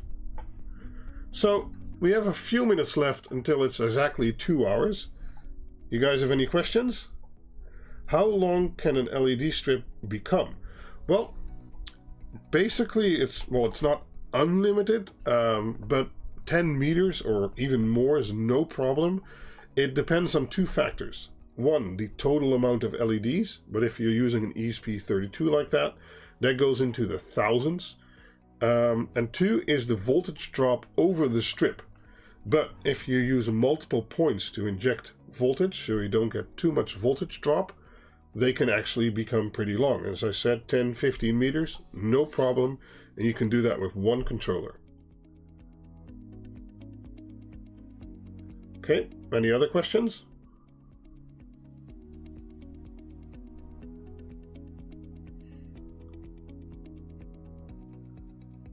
Do you own any digital RGB? Emil, that's a good question. No, I don't. I own analog versions of RGB plus CCT, as I call it, CW and WW. I don't think there is a digital variant of RGB plus CCT that I know of. What strips should one buy? Well, as I've tried to say, that really depends on the situation. And we can talk about that later on the Discord. I like these 144 LEDs per meter strips, but those are also the most expensive and can't be the longest unless you inject a lot of voltage or at least use 12 volt like this one. So yeah, I'll have examples on my QuinLED.info page in a bit. I'm still working on those pages. So this strip is 1 meter. I have it curled up here, but it's 1 meter in length in total. Let me hold it up in front of the webcam. So yeah, 1 meter, and it has 144 LEDs in that 1 meter.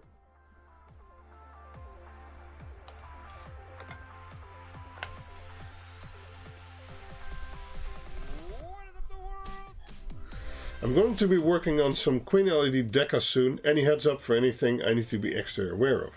No, just watch the soldering video, and if you have all the right components, it should just work. There's example configurations on QuinLED.info, and I'm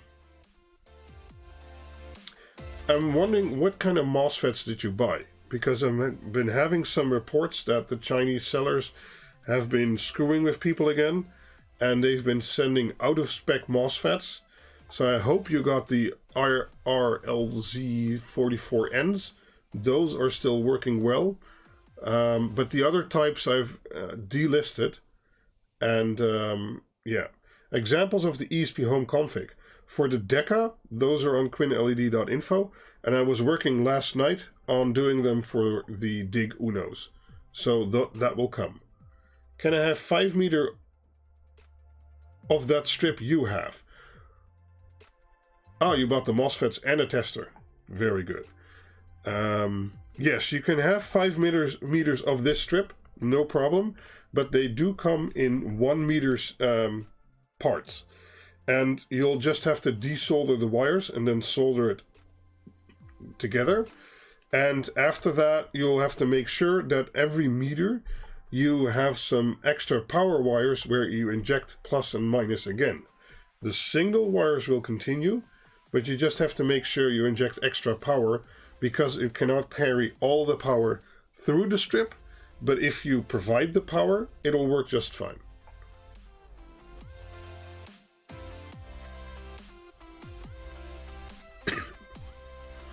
Those are some good questions, guys.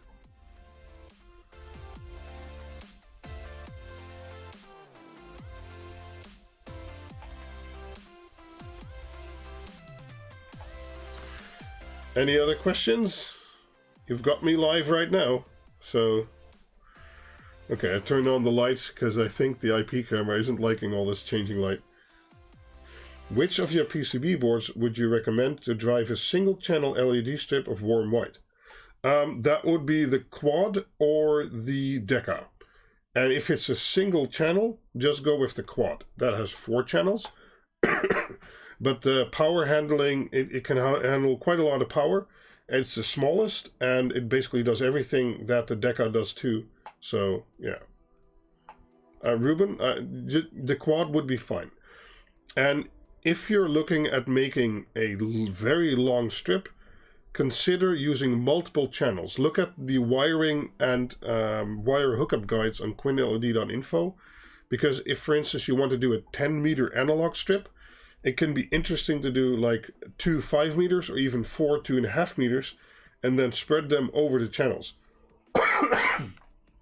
Sorry about that. Because that just has some practical advantages, so that you don't overload one MOSFET, but spread the load to 4 MOSFETs or 2.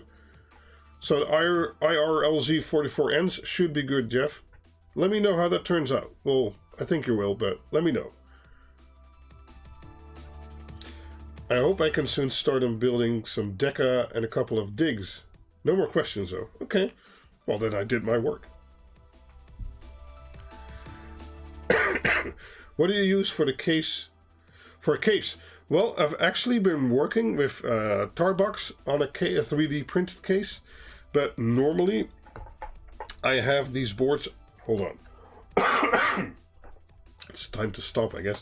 Normally I have these boards out of harm's way, so I don't really use a case. But they are fully prepared for it, because they have screw holes in all the right places, and yeah. So using them with a case, no problem, but I generally don't. I have some in some generic project boxes though, but nothing more than that.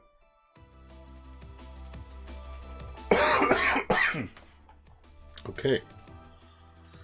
It's time to stop smoking. Well, I wish that was the problem, but it's not.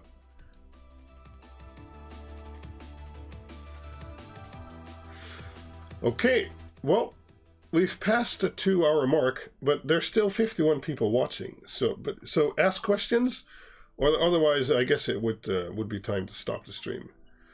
What's the maximum length you would suggest between a QuinLED and a LED strip? That all depends on amperage, so how much power is the strip going to use, and well, I guess you could say wattage, but then the voltage is important, because between 12 volt and 24 volt, 24 volt uses half the amperage, so it can survive voltage drop for longer wires better. That's why I advocate 24 volt analog LED strips instead of 12 volt. I have a wiring guide on QuinLED.info, which gives some suggestions, like I'm going to use 5 amps. So let's say that's 5 amps times 24. That's 120 watts of LED strip. That's quite a bit. And I'm going to put it 5 or 7 meters away. What kind of wire thickness do I need to be able to transport that distance? How do you power all of your QuinLEDs? It varies. This one is powered by a normal adapter, 12 volt adapter brick. But I like to use open frame power supplies. Don't have one right here. Hold on.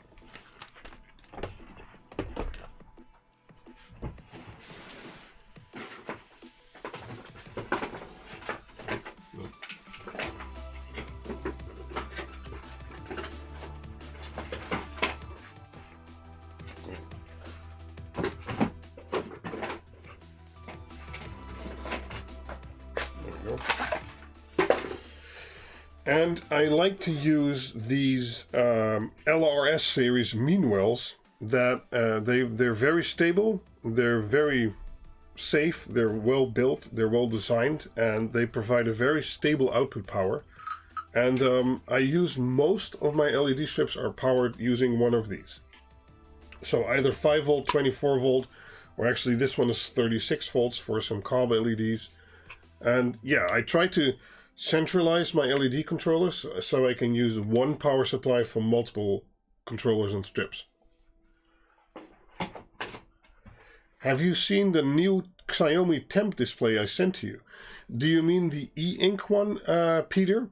Because I got that one in, and as it turns out, it's actually not a full Xiaomi. But I ordered another one, and I'll be doing a video about that in a little bit later in the future. But currently, do not order the e-ink one, because that one will not work with ESP Home right now. So, because it's a different device. How much milliamps should they be outputting at least? Well, that depends on the strip and what you're going to use it for. For instance, this strip is 12 volt, and if it uses... okay, let me calculate that real quick. So if you have a strip that uses 50 watt, but it uses 12 volt, it's 4.1 amps. Okay, but if you have a strip that's 12 watts but uses 5 volts, it's 10 amps. So the amount of amperage your power supply needs to be depends on what your strip can use. So as I said, try and get the highest voltage, although with digital LEDs that's a little bit different. But with analog LEDs I really advise 12 volt or 24 volt, Jesus. And with that, you need to calculate the amperage.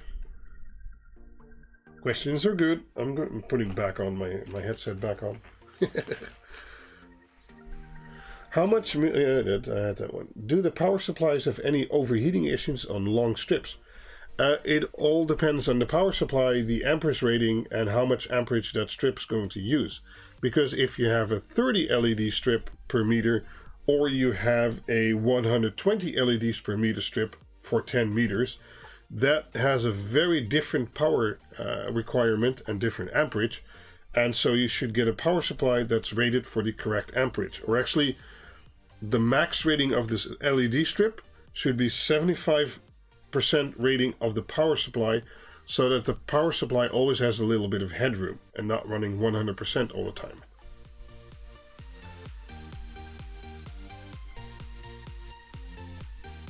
How do you control the problem where two people use different input methods to control a certain function in Home Assistant? I'm not really sure I follow. You mean like setting a physical switch and doing it in software also? Or what do you mean?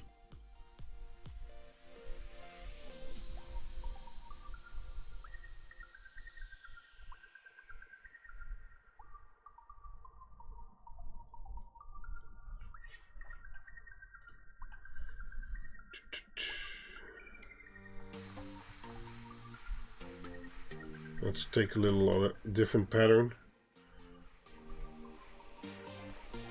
There we go.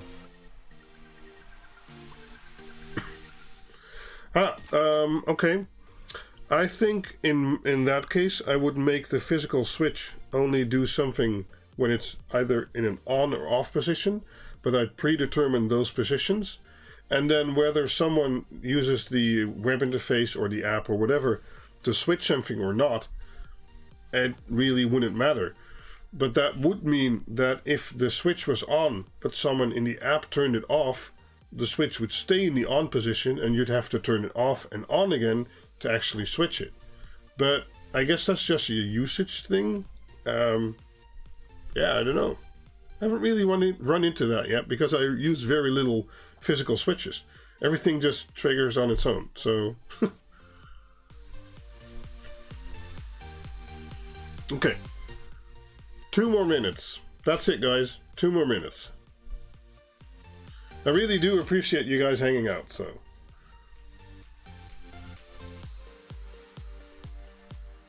Any questions? Maybe about the boards or stuff like that?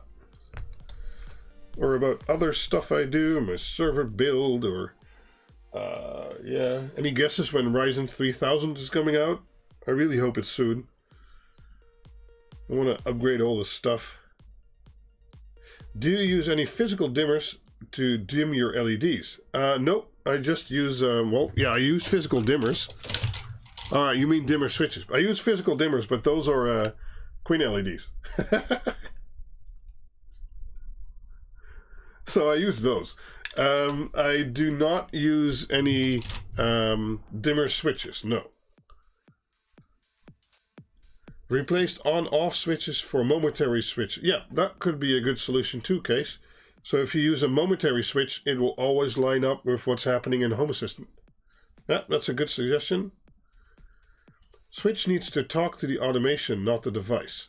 Yeah, that's well, it can work. Using the momentary switch could be a good solution for that. I see the situation where two people on the opposite side of the room fight for the right to the light in the room. I don't know about that, Emil. New server build incoming. Now you have my interest. Well, yeah, I've been working on that. I have lots more components in, so I might make a video about the components, but as I said, I need to wait for Ryzen 3000 to upgrade my desktop, and then what's in my desktop goes into my server, and it takes a little bit. If you dim the lights, does the power consumption drop? Yes. PWM dimming, or actually dimming using these digital LED strips, which also does PWM, is 100% power efficient. So if you dim it to 0%, they don't use any power. If you dim it to 5 or 10%, they use 5 or 10% of the power. Where are you guys in the world? Denmark here. Well, I am in the Netherlands. Sweden, cool.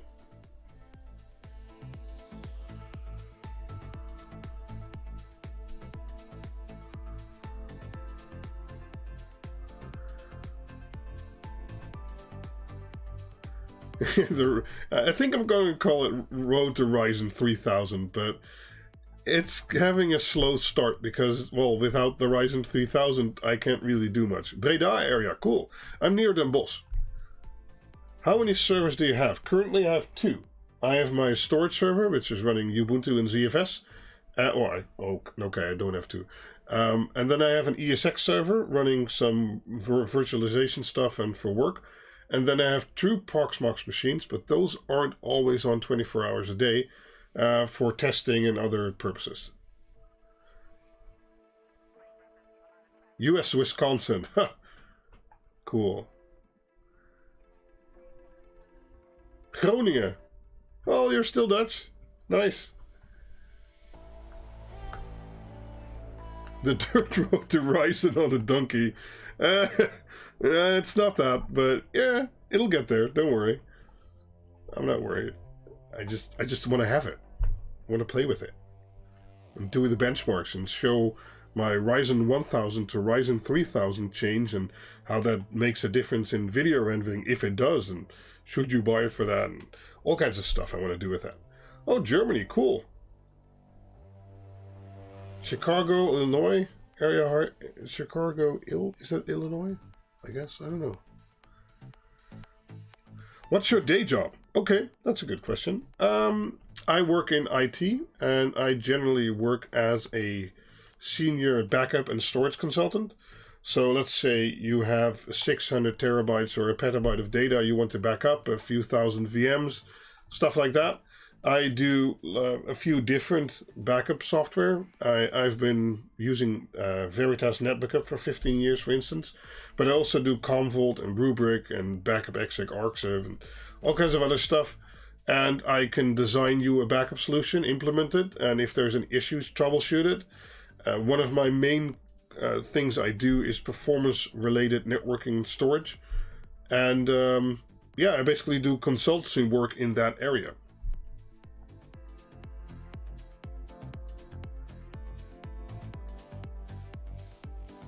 Oh, you live in Germany, but you are Dutch? Okay. I thought I had a German follower. That's an interesting question. And then after that, we're really going to stop. How did you get to my channel? What video or where did you find it? Like on a forum or on Reddit or on tweakers.net? Or did you just happen to find it on YouTube for a certain subject? So you came in on what video? How did you find me? I'd like to know. Love watching your LAN party series. Behind the scenes were great. Thanks, Jeff. That's nice to hear. Because that was very different than what I'd normally do. And yeah, so thanks. I need a good backup solution. So maybe you can make an up-to-date video for that. Look into my DIY cloud series if you want to design it yourself. I'm German, but I live in Sweden. Good enough? Sure, that's fine. Dr. Z's. Okay, yeah. Oh, more Dr. Z's. I followed you after your MikroTik videos. Oh, wow. So you've been part of the channel since day one, basically, those videos were bad. Ugh. I think they're better now. So I might make more videos in the future. So about MikroTik and networking and stuff like that. I found you because of your camp zone. Yeah, oh, camp zone video. Okay, cool. YouTube recommendations. Oh, nice. Dr. Z's. Found the address on the bathroom stall. I don't think I've ever been near you, Jeff, so I don't know. I tripped over your network cables at Camp Zone. I think that's how I met you. Yeah, well, you've known me way before this channel ever was a thing. So, Dr. Z's, Home Assistant Homies, and Squirrel Worlds. Yeah, okay. Cool, nice to hear you like the Home Assistant stuff. What do you think about Veeam? Veeam is okay if you design it properly and use it for the right workloads. It has a lot of caveats which aren't immediately apparent, and like deduplication and stuff like that. So well designed in smaller environments, I think it's okay, but I'm not a giant fan of it myself. So it's not bad, but you know, YouTube recommendations, nice. Okay, Dr. Z's again. Okay, cool. ESP prints. Okay, nice. Cool, so lots of Dr. Z's. Well, I think I'm actually going to arrange with him to do a live show with him again about these boards when they're all finished and everything's up and running. But, yeah, we'll see about that. Is this good enough for kitchen under cab lighting? Well, yeah, you can use analog for that or digital. If you want to do all these crazy effects, you need the digital stuff. And otherwise, I'd actually recommend using analog stuff because you can get higher quality, higher CRI light for that. So in a kitchen, you don't just want generic, cheap $5 white LED strip. I would suggest you look into high CRI LED strip, because in your kitchen, I think you'll be thanking me. So, yeah. Let me see why I'm dropping frames. I don't understand. Okay. Road to... Okay, hold on. Let me do something real quick. Jesus.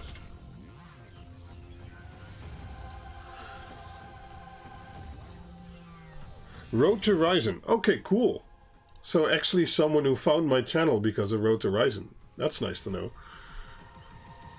Take a look at your cloud series. I thought you had a series already. If it's still up to date, that's awesome.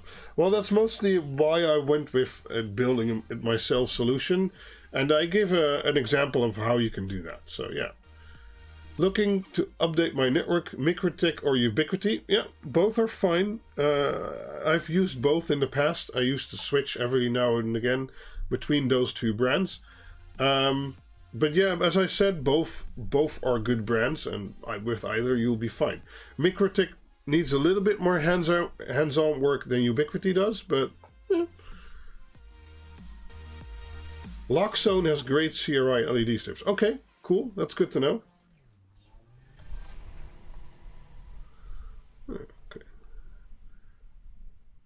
Been looking at your webpage, good information. Thanks for all your hard work. Thank you. There's lots of nights that went into that one. Did you ever finish the desk? I feel there wasn't an end video. No, don't mention the desk. Can I get away? Oh my god. Okay, the desk is one of those projects I start and, well, it's not done yet. It's not there yet, and I have been working on it the last few weeks, and I got some new... I ran into a problem. I have very sensitive eyes, and the stuff I wanted to use on the woods, I turned out to be allergic for. So I needed to look for different stuff, but all that didn't give me the coloring that I liked.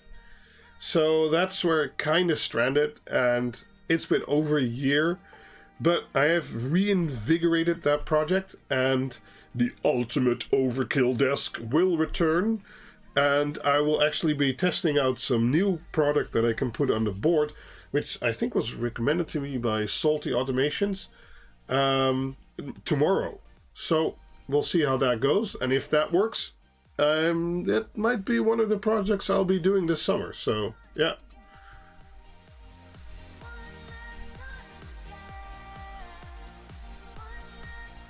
Do you think Ubiquiti will eventually bring a dedicated Home Assistant box to the market? No. They will not be bringing a Home Assistant box to the market. And if you mean something else with HA, maybe. I don't know. No pressure, just asking. Desk 1, Quinder 0. Yeah. I succeed at a lot of things. Fail at some. It's okay, I'll try again. I'll make it work.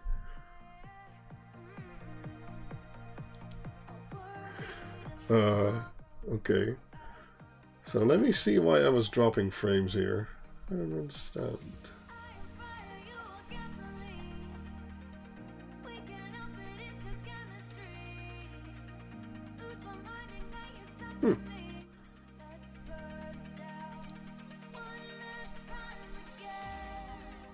Oh well.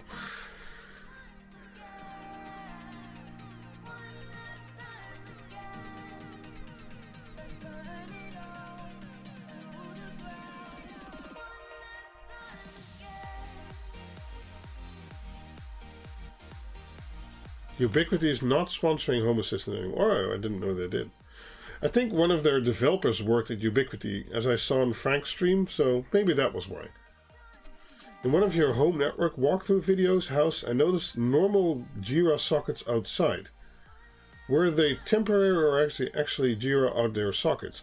They are, I don't know if they're Jira, but they are meant for outside. They have a little clip on them that you can lock them with, and then they're weather tight. So I think those are what you mean.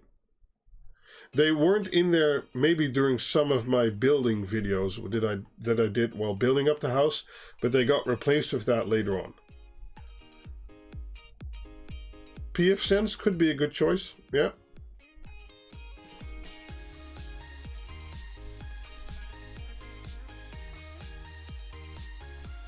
Okay guys, well, it's been 2 hours and 21 minutes now, and I think this was a very successful stream. And although there's still 47 people watching, and I'm thankful for anyone who watches this and watching my videos, it really makes my life, and that's why I make the videos because I like making videos, but having you guys watch it is definitely very important.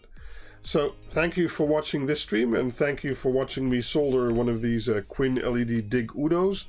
As I said, the board design is done. I'm working on all the web paging and getting all the guides and stuff like that finished.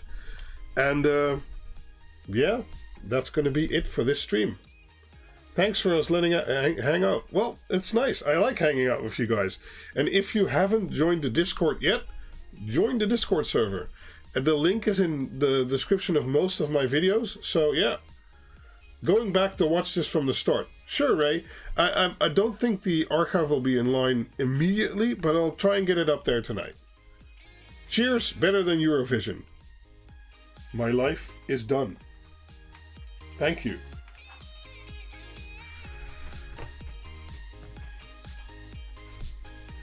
Thanks for your work, and make the boards available for us. I will do so, don't worry. Next coming weeks should be good. I have some other videos I'm working on, but they'll get there. They'll get there.